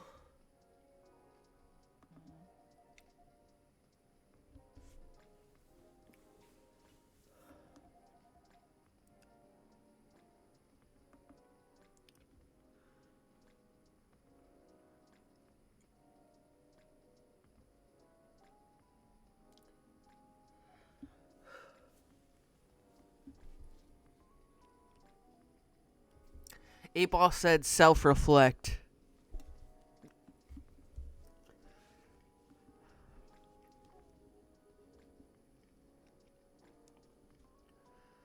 How are things? Alright, she's gonna order. What do you want? A lemon honey chocolate.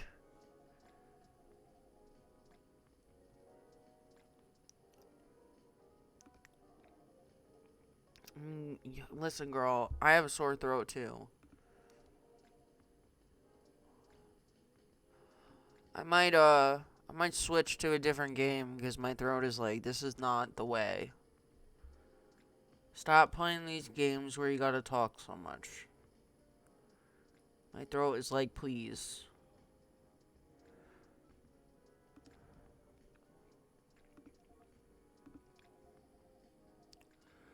Boom, boom. Because Buttspot, I have to reset it up. And I just don't really feel like doing it. I'm lazy.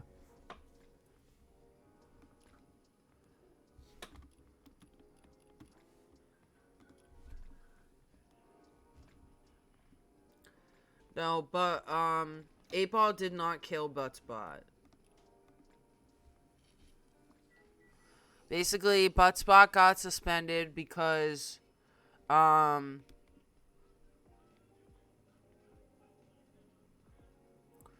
because people were misusing it to say bad slurs and words. So, they had to, like, redo it and change how it's set up.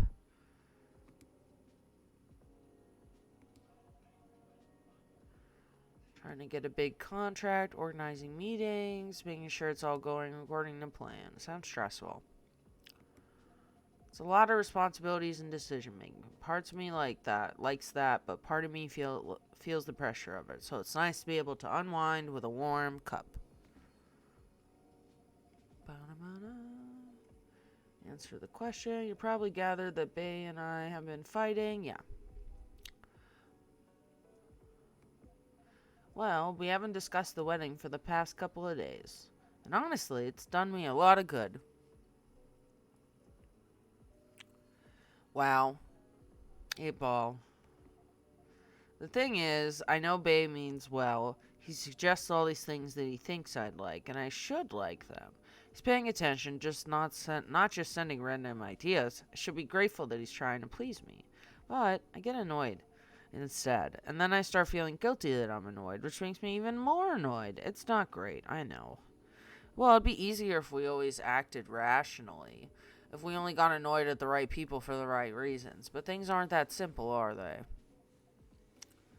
That's true. Although I guess if you figured out what actually annoys you, it would help. That's the problem. I'm not sure. At first, I thought I was tired or worried. The decision making at my job is taking a toll for sure. It's a bit hard for me to also deal with organizing things in my personal life. Also, the financial side of it is hard to navigate. I don't want B to spend too much money, but he's right that involving my family comes with strings attached. I'm not sure how to avoid that, though. But I'm realizing that might not even be the main issue. Oops. The more he sends me links to venues and caterers, the more it all feels wrong to me. Oh, shit. I don't mean the wedding itself. I want to get married today. But the way we're planning it... I've been to my friends' weddings before. I've always been browsing the most popular wedding pictures online. They're always these big parties, very put together, very classy. They have their whole families over, their friends and colleagues. They rent these beautiful barns and they hire live bands. They wear designer dresses and bespoke suits. I used to look at that and think, this is great, this is what I want. But now it all just feels more and more off to me. Why don't you tell your fiance that? Yeah, seriously, fucking communicate. You two don't know how to communicate. We had the same issue in the last episode. What if he thinks I'm getting cold feet? Or that I'm questioning his ability to help with the budget? That's up to how you communicate it, isn't it? Right, but it's still a difficult topic. We've been through so much. You all know that. This is supposed to be our special day, a way to celebrate our partnership. Maybe he wants to honor that. He'll feel awful if he thinks I don't. Or if he thinks I don't trust him. I swear, you and your elf are well matched. You always worry so much about what the other thinks, instead of working out your own wants and needs. You do realize that's the important bit, right? I mean, generally, yes, I get that, but how does it apply here? What do you think it means to honor your partnership? To celebrate it properly, for starters.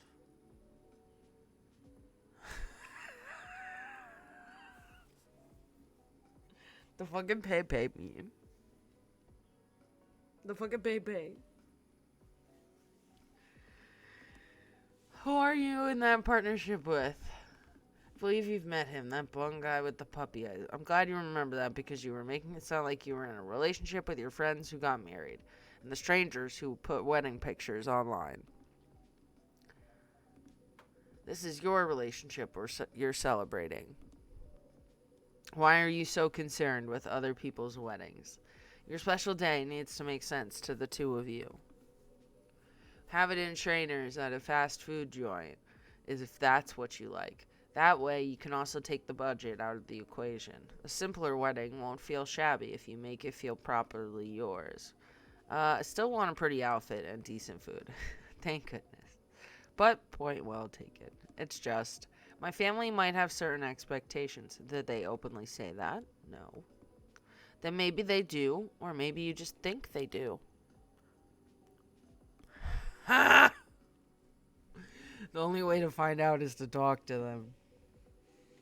Besides, isn't Bailey's also about to become your family?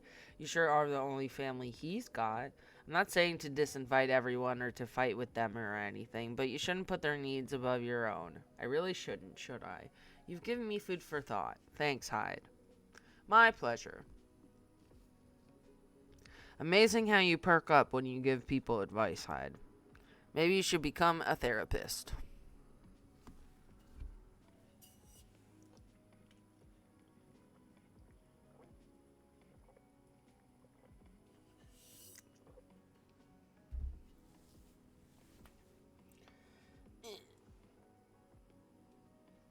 Thank you.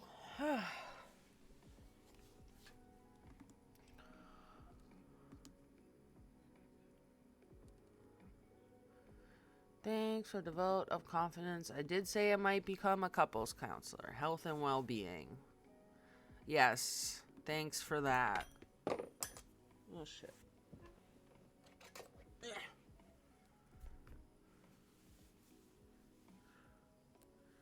Oh, good. 8-Ball believes in universal health care.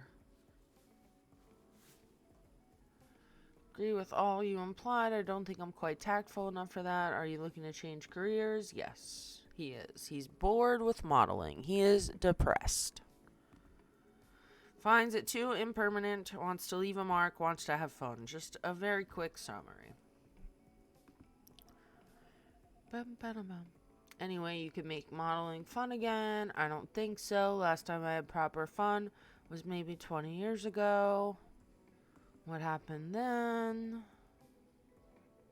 Was modeling a capsule collection for a young designer, and she wanted to take her own pictures. She got a studio, logged the outfits there, found someone to do the makeup, then she whipped out an old film camera, a proper relic. I hadn't seen one like it since the 1960s. My granddad has an old black and silver camera with 2 lenses. Was it something like that? Yep, exactly like that. She said she preferred it because of the way it captured the light, and also because it was a slower experience, something that would allow us to connect more. At first, I didn't think much of it. I started doing the usual posing, switching, posing some more, but something felt different. Then I realized what it was. Most of the time, we were just talking. She only took a picture once in a few minutes, if that. Is that unusual? Yep. Most fashion photographers take dozens of pictures in a row. I felt a bit sorry for her, to be honest. I thought she didn't know what she was doing and that she was wasting her money. But we had a great time and we got kind of friendly, I guess. Because at the end of it, she let me use up the remaining exposures. I fooled around, shot some random stuff, and one portrait of her. Then she suggested I come with her to her darkroom, watch how she developed the pictures and how they came out. You did always have a fondness for dark places. Comes with the territory. But as for the pictures, well, they were gorgeous. First of all, I looked really like me. You know, a me I could recognize. But that's not even what stuck with me the most. It's the care she put into processing each frame, working each picture through the chemical baths, hanging them, drawing them. It was like watching a magic ritual. And her portrait. When she saw it, she got a bit emotional. She said she was used to being on the other side of the camera, and it was the first time she really liked a portrait someone took of her.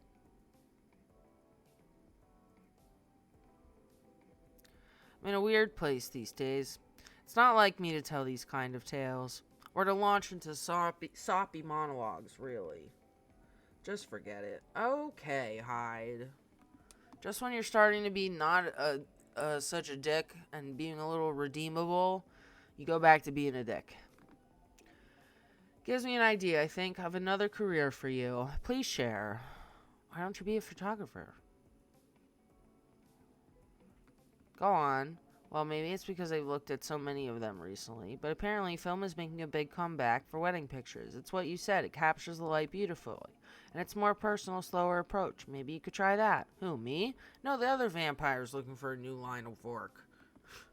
I think you've got the wrong guy here, Lua. I know I'm disgustingly sentimental these days, but I'm not that far gone. Attending one wedding gives me cavities, let alone several per month. Ah, well, forget about it then. No, don't forget about it at all. It would be perfect for you. Come on, Hyde. I know you like to play strong and sarcastic, but you are sentimental. And I love to chat, and you love to chat people up. You'd solve all the bridesmaids' drama and defend the parents, and most importantly, you do something for these people that they'll never forget. They'll look at your pics their whole lives. If that's not leaving a mark, I don't know what is. You're assuming they won't get divorced. I don't know if this is the right topic for Miss Lua. It's alright. I know some marriages end in divorce, but that doesn't change anything, does it? Whether a marriage lasts for a few months or several decades, the wedding is still an unforgettable moment in someone's life. That career in the mafia is really looking up. You're hopeless. I'm falling asleep on my chair now, so I'm gonna head back. Do whatever you want, you thick-skulled vampire. Just don't stay out too late, okay? Yeah, alright. That's my cue as well. I have some thinking to do, and maybe some talking. Thanks again, Hyde, and good luck. I hope your next adventure is a good one. It will be. Good night, Lua. Good night. Bye. Everybody get out. Are you gonna leave too? Jerkface? Here we go again. Last one sitting. Proper night owls. You didn't say anything about that wedding photographer idea. It's ridiculous, right? That's not for me to say, but I wouldn't call it ridiculous. It sounds like you enjoyed the whole film photography experience, and you do like being around people, don't you? I do sometimes, but I'm not a romantic. People get married, they think they're taking a first step into forever. Well, there's no such thing as forever. Everyone ends up disappointed in some way, and then next thing you know, I don't want to sound too depressing. Well, too late. So you don't believe in love. Of course I do, but only in a certain kind, and you can choose to keep supporting someone to enjoy their company. You can do that for years with friends, family, lovers, but at the end of the day, you're still you, a separate person, and they're still them. There's no two souls becoming one, not really. I know, the one time I tried, it really didn't work out. But do you regret trying? No, I guess I don't. It confirmed for me that marriage and the like, it's never going to be my thing. And there's freedom in knowing that about myself. It's given me space to build other relationships that work much better. But at the same time, when I see people who truly believe it, people who walk into it, willing to share their lives so closely, even if for most of them it won't pan out, there's something beautiful there. Like watching a butterfly fly too close to a flame, or a flower bloom like it will never wilt. Well, in my case, I singed off my wings, but I'm still here. And on that day, for that minute, when I said we'd be together forever and meant it, I sure felt alive. If you know all that, then you must also know that it's something worth celebrating and something worth helping other people celebrate. You're a tricksy one. And I'm too tired to fight your logic, which means it's time for me to head back. And I meant to say, I appreciate our one-to-one chats, and I hope we can keep providing you with a comfortable space here. Oh, it's plenty comfortable for sure. Hi, Winnie. You gonna jump up here? It all boils down to this, doesn't it? The way time passes for me is very different from anyone else I know. Thank goodness, Gala is a long-living species. But even then, he'll grow old before I do, eventually. The world will change 100 times, technologies will die out, new technologies will come. I will feel again the way I feel now in a century, maybe two. And Lou and Gala won't be around to give me advice. The world won't wait for me. But you will. Am I right? What? That is very perceptive of you. You've grown to know me quite well. It's only fair that I know you a little in return. I suppose that's true. But anyway, I'm looking forward to that. To continuing our story. It's nice to know that no matter how much time passes, there's always going to be someone here rooting for me. We'll make sure it's not misplaced. Ow, Winnie! On that note, I guess I'm going to browse for some film cameras. What's the worst that can happen? Yeah, go do it. Give it a shot. Okay, everybody get out. On to the next day.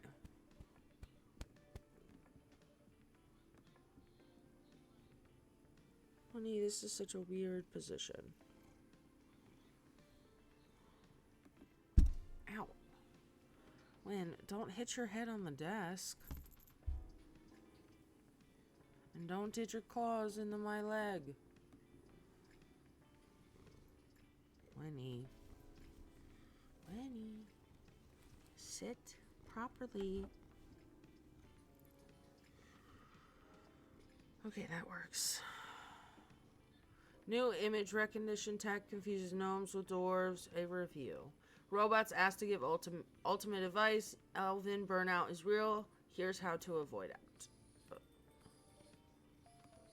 Good evening. Oh, Georgie.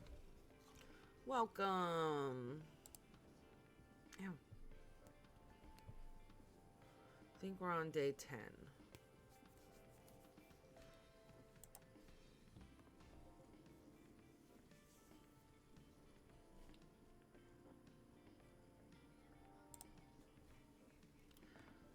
How are you doing? Winnie, please.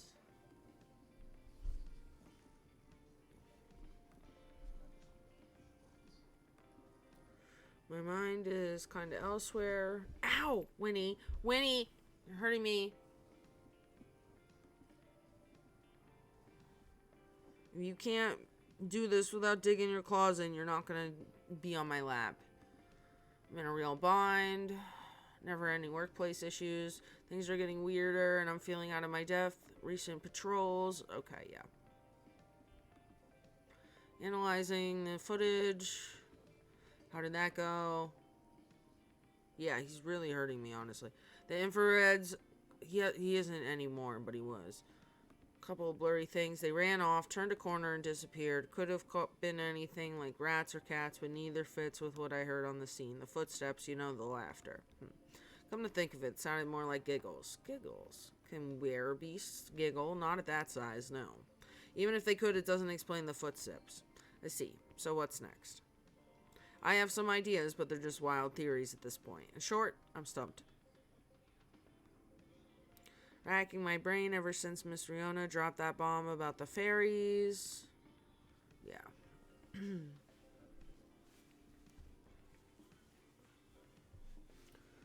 Come here, Winnie. I get it. I get it.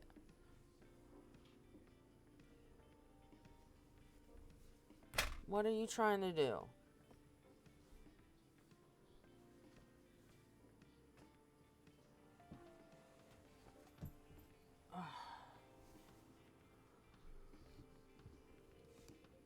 Anything that didn't fit the known physical rules at the time was referred to as such. Banshees were part of the fairy folk. Not anymore, though. It's an ongoing process, but the list is getting shorter. But back then, any sentient being that was even remotely incomprehensible was considered that. That's includes apparitions. Apparitions like, oh shit, ghosts. Oh my gosh.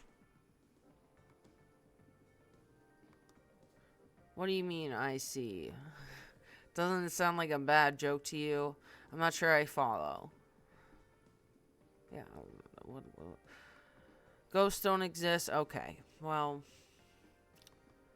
Because if they do, all I can think about is that damn tree now, right? The tree. Does that mean it's haunted? It could be. Oh my gosh.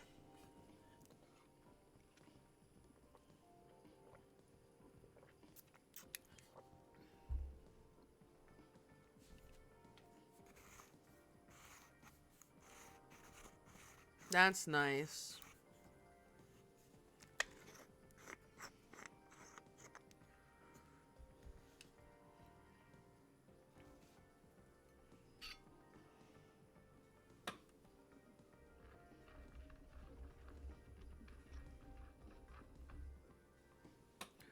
I don't know. That's a pretty aggressive emoji. Oh my god, my leg is so itchy. Leg, please.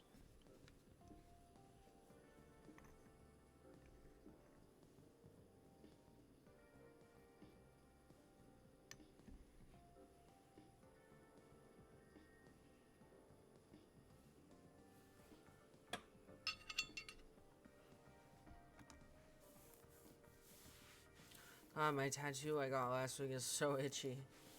Ugh.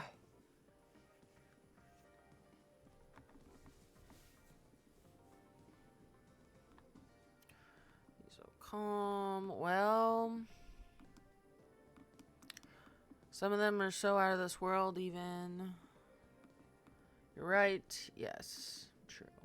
One is being weird here. Don't say everyone has their own peculiarities. If you don't mind telling me, though, why may I ask the reason why you're so afraid of ghosts? No, that's a long story, not something I'm ready to talk about. Okay. All you need to know is my fear was never caused by actual ghosts. Oh, probably a movie or something, or a prank or something. Very suggestion. Yeah, that's all I'm willing to share for now. Okay. You know, it's funny, my grandpa was very into this stuff. So is my daughter. They're like my opposites, very curious and fascinated by the unknown. Not that I'm not, mind you. It's just, with my time as a cop and all, unknown variables usually mean trouble. They're the kind of people who could see things from nothing. And I mean that in the best way possible. What is a flash night? What is dark mofo? Explain what you're talking about. Elaborate on your sentence. I don't understand. You know the Zen Rock Garden thing from Japan? Oh! Tattoo flash night. Okay. I don't, but that doesn't stop me from thinking it's chill, you know? I think he almost got it, but I'm sure he and my daughter talk about it for hours. Too bad he passed away before he was born. Or she was born. Sorry to hear that. Don't be.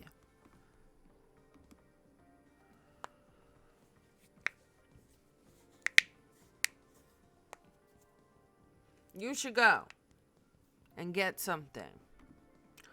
See my lighter. That thing was originally my grandpa's. He put it somewhere. He bought it somewhere sometime after the war. Just to commemorate the upcoming new era in more ways than one. Aha. Oh. He got honorably discharged due to a severe leg injury he'd never be able to recover from. Oh, that sucks.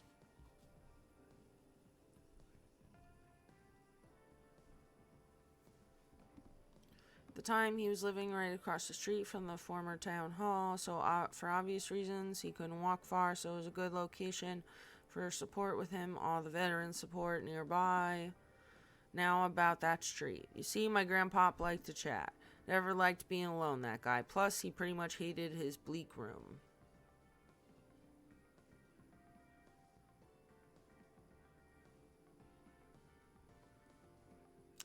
Oh, okay. Yeah, that sounds a little bit intense for me. No, thank you to all of that.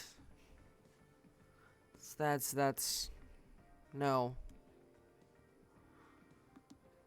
Sometimes he'd go and hang out with the street vendors in front of his place.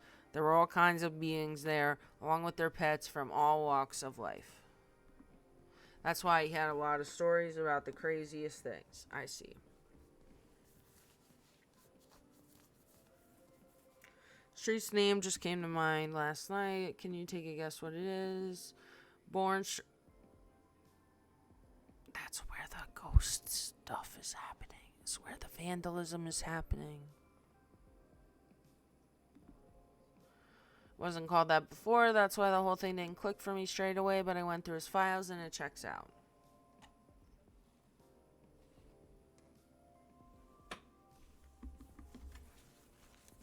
Vendors he was talking about, bingo. You know what? He bought the lighter there. Oh. What a coincidence. It's only a coincidence? What do you mean? Come on. Ain't no way they're just coincidences. I mean, it's totally possible, dude.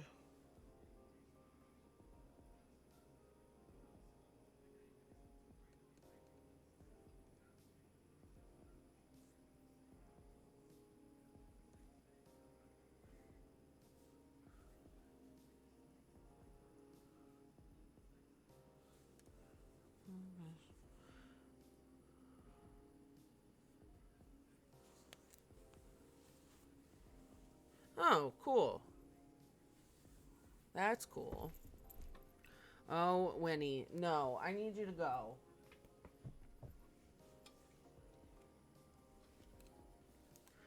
Thing is lining up too perfectly, if you ask me. Uh-oh. Thinking about what's happened so far. It was my team that found out about the vandalism before they dumped the whole case on me. When it's a really cloudy night, all you see is this glowing dot in the cloud. That would freak me out, I think. Then my car was hit out of everyone's. I mean, but it hasn't been just your car that's been vandalized. There's been a lot of people's. Then my luck started tanking. The broken mug, the fan, the black cat. That's just tons of weird stuff happened in the past week alone, you see.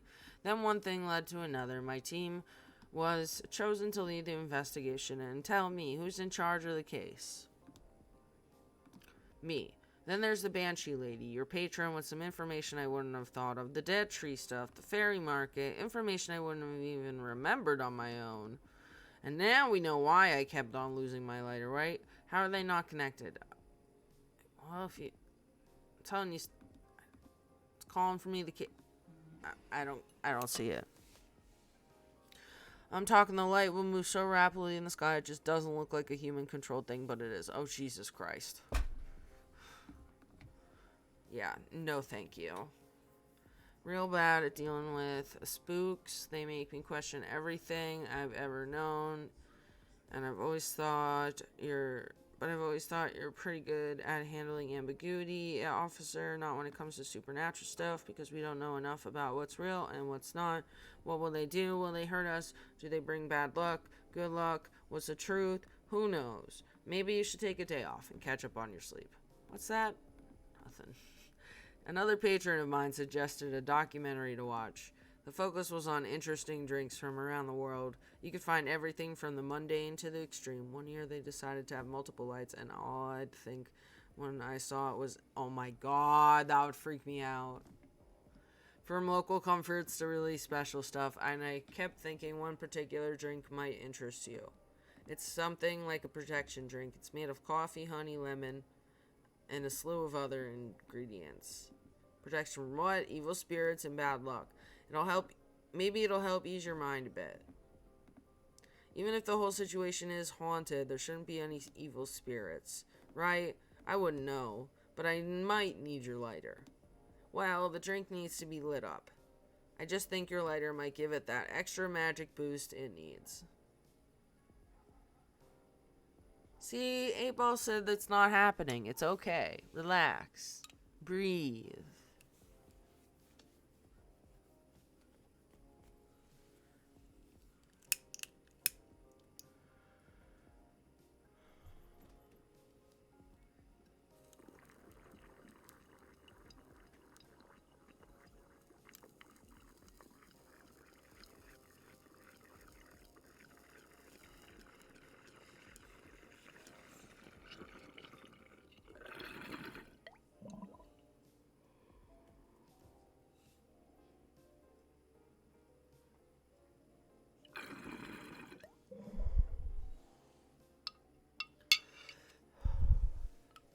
Yup. 8-Ball said no aliens for you.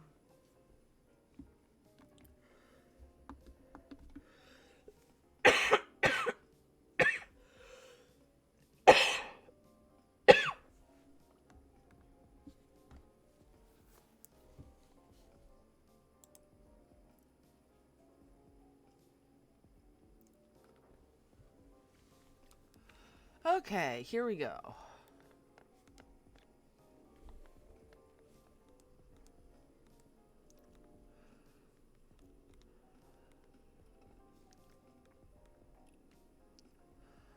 I think it was coffee.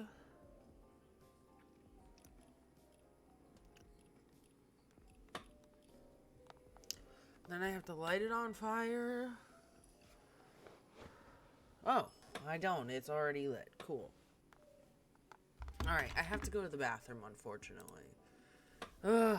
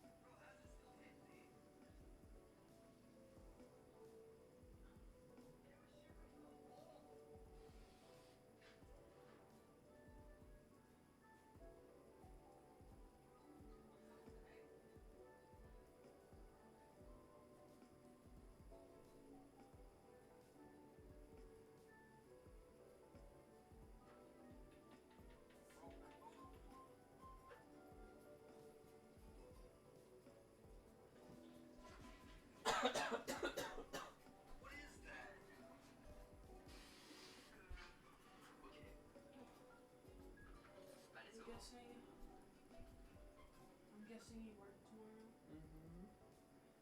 What? Just wondering.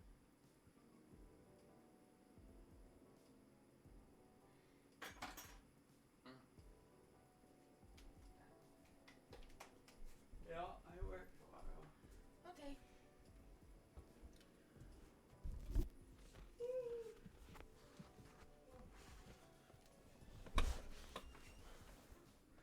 Oh, that was a plot twist, huh? Dayball is an alien. Shit.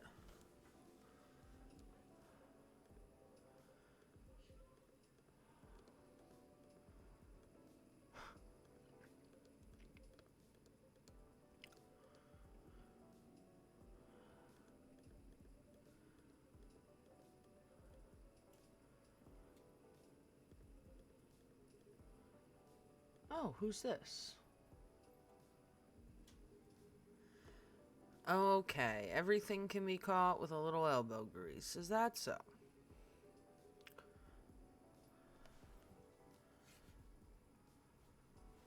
Not actual elbow grease. I won't make that mistake. Is that you? Hello, Williams. It's been a while. It is you. The surprises just keep coming this week. Let me go over there. You know each other? More or less. We were brunch buddies. Brunch buddies. I feel like I'm meant to say brunch buddies in that same serious tone, but I don't like to talk about it. I still get nightmares. I feel ya. I wasn't sure we were gonna make it out alive. We were truly the lucky ones, without a doubt. I'll just take both of your words for it, because I don't like to talk about it. What brings you here, Detective? Surely it's not the coffee. Secret police reasons. I've not read the briefing yet. But enough about me. Tell me about your supernatural problems. You need to bust a ghost? Well, busting might be a bit much. I was just talking to Steph about getting over my fear of that stuff. And ghosts. Something like that. I'm weak against ghostly looking stuff. I get freaked out easily. For example, I admit I got a little spooked by what happened on Bourne Street the other day. I remember that. I know very well that unchecked fear leads to prejudice. That's why it's a no-no in my book. It even pains me to admit that out loud. Sometimes the toughest case to crack is ourselves. Other times, it's ghosts. How do you do it, Detective? Your cases, man. I'd have probably lost all my hair by now if I were you. I try not to think about it all that much. And when I do think about it, I think, who else will do it? Nobody. That's who. Yeah, that makes sense. And you know, once you get over the dead part, they're just like you and me. Look, I remember this one case. We were investigating a haunted apartment. This lady, her husband, had recently passed away but wasn't moving on, if you get my drift. Real deadbeat. Couldn't take a hint. Anyway, we had to go in and exorcise the place, right? But the husband, he's caught wind and he's retreated into the basement. I can't get into the technicalities of it, but it's harder to get a ghost out of a basement or an attic. It's all about angles, really. I mean, I get it. That used to be his home. All his stuff is still there. It's hard, I get that. So I'm slowly going down the stairs to try and coax him out. Bam, next minute, all this romantic music is playing, and the whole place is lit by a spotlight. Basic sensory illusions, classic ghost tricks. Then, before I know what hit me, I'm sitting at this pottery wheel, and he's behind me, and... Isn't this the plot of the 1990 film Ghost? We had a movie night at work, and I dozed off before... Riveting. Oh my god.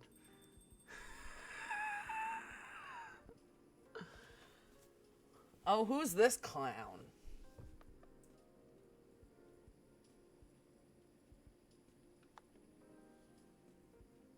With Patrick Swayze.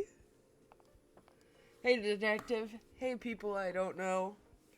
Did you get your important errands sorted? Don't ask that. I sure did. Dooley, I can see crumbs stuck to your face. That's just the rain. It's very bready rain. There's filling all over your top. That's blood from a gunshot wound. It's healed up, though. You're literally holding the receipt from the donut shop. That's why they pay you the big bucks, detective. So what'd I miss? We're talking about getting rid of Officer Williams' fear of ghosts. Hey, ghosts? Yeah, you're afraid of them, right, Dooley? No, idea. Never met one. We stopped the ghost riot. Ghosts aren't real. Yeah, look at his muscles. Look at him. Look at how big he is. You don't need to be scared of them. Easy. There you go, I guess. Sorry, that wasn't much help. Nah. Well, you said that they're just like us. That's a good thing to be reminded of. They used to be alive, just like us. As long as they don't try to eat, possess, violently murder you, you should be fine.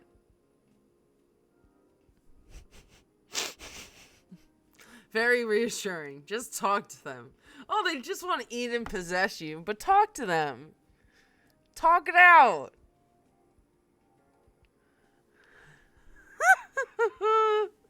Dead inside, just like us.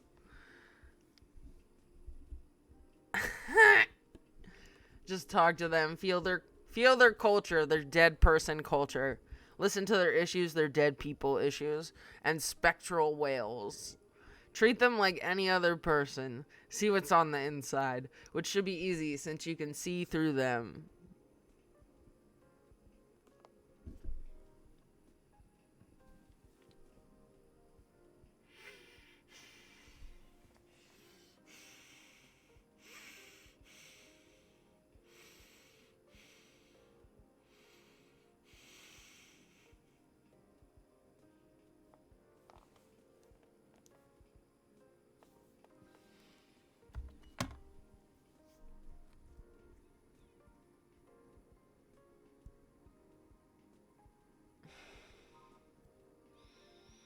I fucking cannot.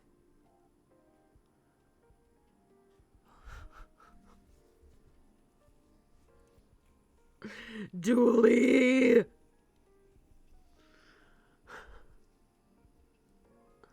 Holy fuck. Okay. Breathe. It's best not to overthink anything he says. I certainly don't. Thanks for the advice. I think it'll help. Now, Dooley, I think we should read that case briefing and find out why we're here. I already did. Turns out we were meant to arrest the person driving that taxi. Oh. Instead of taking it all the way to Seattle, yes. Oh. The driver was a chupacabra.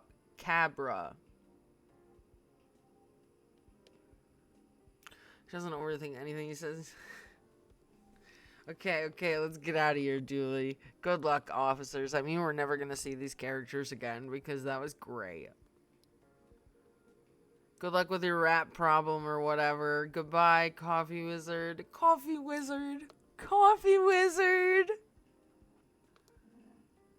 Oh my god. I need more Dooley.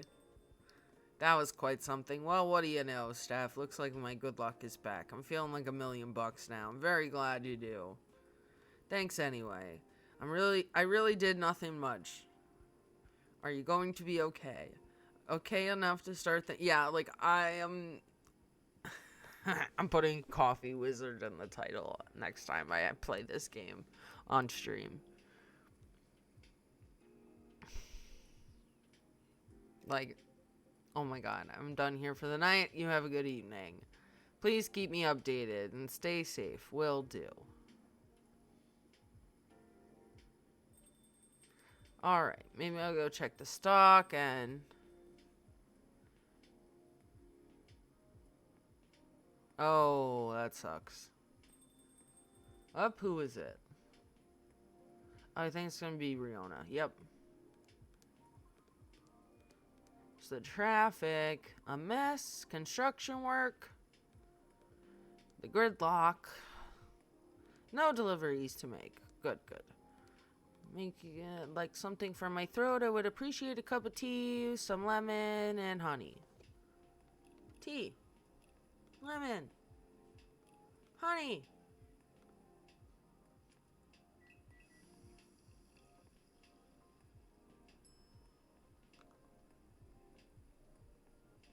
Midsummer Night's Dream.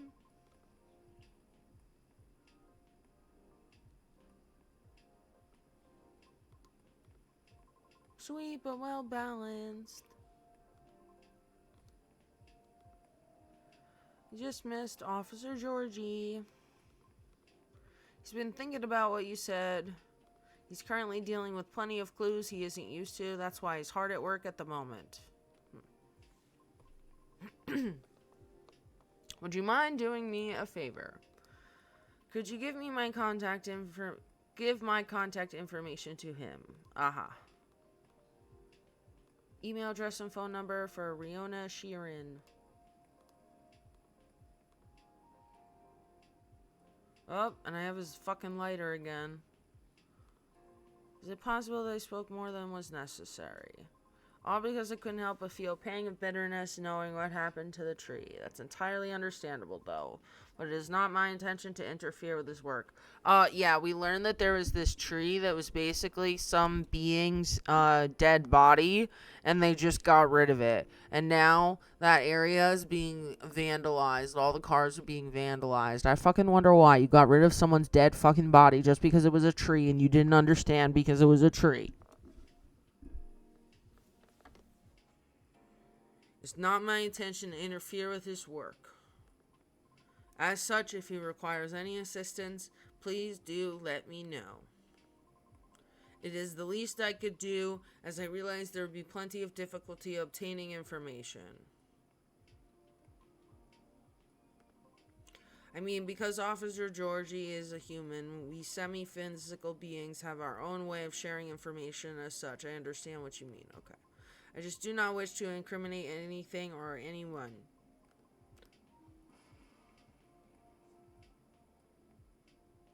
Yeah. I'd say you've already helped him out in more ways than one. There's this whole thing about like a illegal ferry market, and then a drunk driver hit one of the people, and they couldn't charge the person because there was technically no body, but the beings, like, they don't have, like, your typical body. Some of them just disappear, and some of them, I guess, turn into dead trees. So, then they got rid of the tree. So, no justice, no peace. No tree, either. I was zoning out, okay. Bad traffic side, how are you? I want to turn into a tree. You could do that. You can get, like, cremated, and then they, like, can turn you into a tree. Or you can turn into compost. To be honest, I've had a lot on my mind. I don't know how to express it without sounding pathetic. I'm all ears. They may actually be part of the problem. I've had conversations with more individuals over the past week than I have in the past few years. Oh my god. It's troubling. I'm sorry about that. I didn't mean it necessarily in a negative way. It's just I used to believe that I had a settled life objective. But I have been doubting it lately. I finally heard back from Miss Rachel yesterday. Our fields are admittedly quite different, so I was not expecting much. I appreciate that. However, she provided me with some contacts who may be of assistance, even though they had no direct connection to the audience I am trying to reach. She explained clearly why she thinks I should contact them, however, which I am thankful for. That's very thoughtful of her. So what's the battle plan? And why are you doubting yourself? In essence, the advice is to slowly increase my network, to make myself known. Oh, sounds familiar, doesn't it? You can probably guess my concern about it. I think so, but you can give me a refresher just so I don't misunderstand.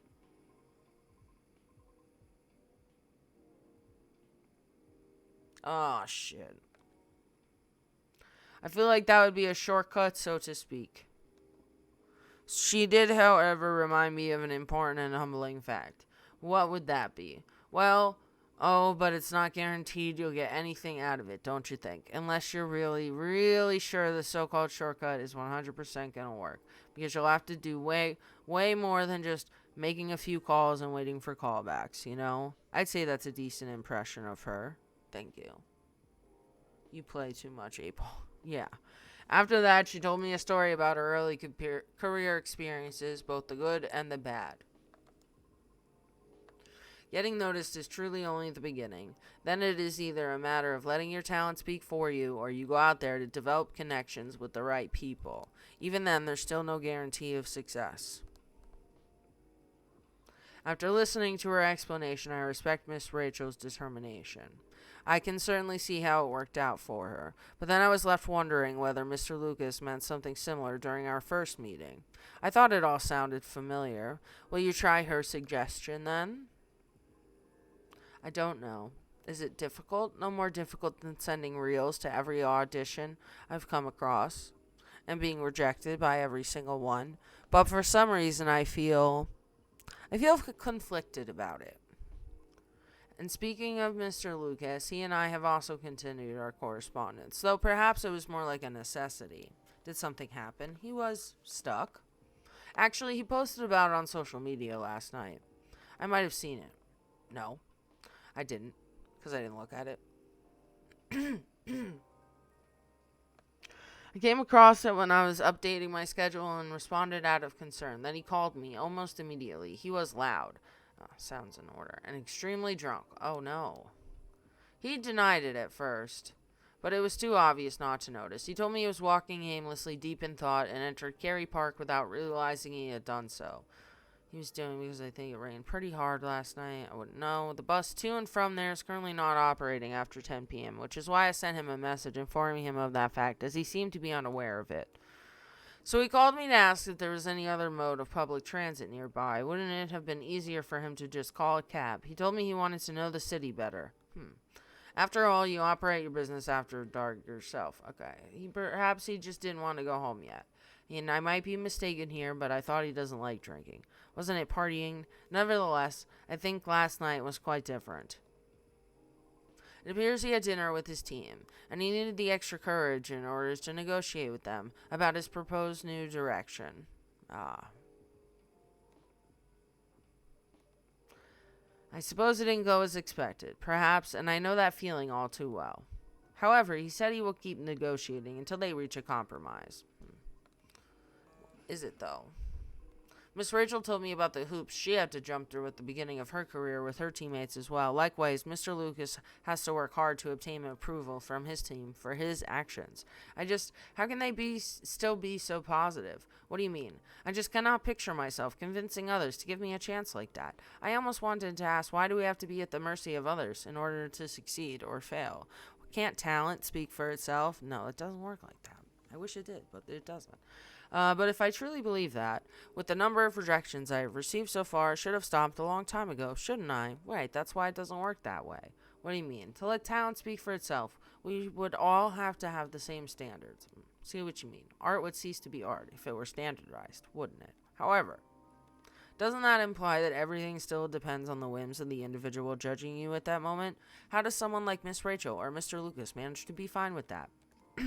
Perhaps because they don't see it as the be-all and end-all. What do you mean? Rather than viewing them as judges with the authority to determine their fates, perhaps they simply see them as hills to either overcome or avoid, if that makes sense. Just a matter of perspective as to where the power lies. But it's not easy to climb those hills, especially if you've never done it before. Therefore, it's good to try and find out what works for you, or ask for guidance or assistance even. Because one can't possibly know every single way to overcome obstacles or be able to safely recognize warning signs without first learning about them from others. Is that what you're trying to say? I see.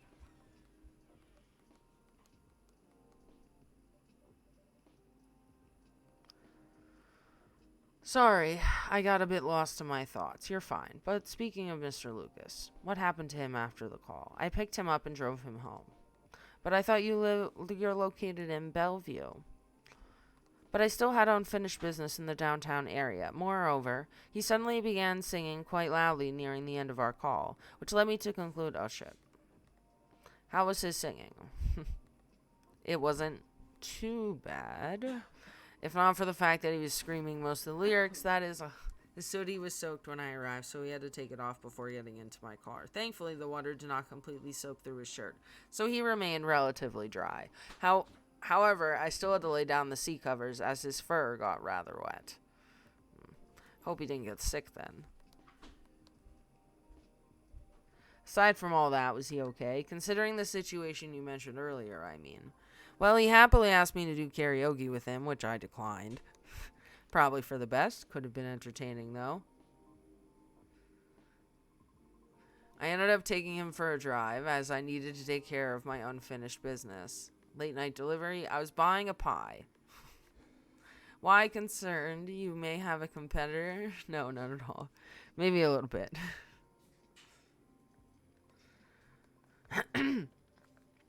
I sort of want to know just so I can inform Officer Georgie about it. His daughter loves pies. When his car was vandalized, Officer Georgie had plans to buy pies for his family's get-together. But the report took a while, and the weather was bad. And by the time he was able to get a taxi, he thought everything was already closed. But he takes pride in being a Seattleite, so I wonder if he knows about it already. Well, it is a very small kiosk attached to a pub. Very easy to miss. The spot is known as Disco Pie, and it serves fresh pies until 1 a.m. Good to know. Thanks. Getting back to the story, though. You both went for pies then, and that seemed to fascinate him for some reason. What did you each get? He ordered a slice of warm apple crumble with a scoop of French vanilla ice cream on top, and a large cup of piping hot coffee with a little bit of milk. Oh no. I feel betrayed, truly. But it was my suggestion since I thought he needed to warm up. A little piece of advice, though. A glass of warm water might be better for the inebriated. Coffee's not the best at retaining fluids and thus preventing hangovers. That's really good information to know. This is why you are the best barista. Thank you. My feelings are hurt slightly less. What did you get for yourself? I had a slice of hibiscus blueberry mint pie, and just so you know, I did not order anything to drink. Good.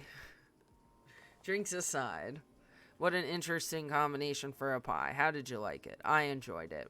You serve hibiscus here too, don't you? I'll remember to order it next time. Please do.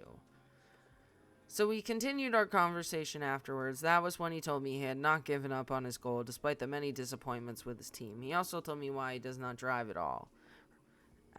It is... On second thought, it may be better to hear the story directly from him another time. I apologize. No problem. I understand. We also discussed quite a few things we have in common. Surprisingly. And before we knew it, it was already nearing 5 a.m. Must have been a gripping conversation. I am not sure. However, his exhaustion seemed to finally catch up with him then, so I drove him home. Weren't you tired as well? No. What, do banshees not sleep or something? I should go now. Alright. Will you be okay? Okay, perfect, because I'm ready to end. My throat is killing me. I have a lot to think about. Thank you for being patient with my concerns. No problem at all. Anytime. Have a good evening then. Come back again soon.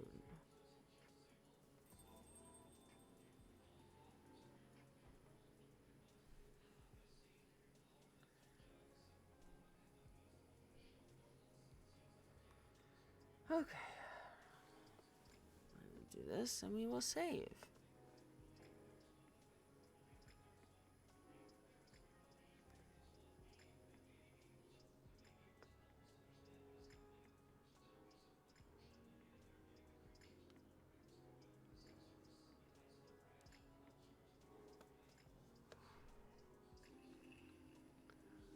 Alright, I can always read those another time because I'm going to save this. Day 11.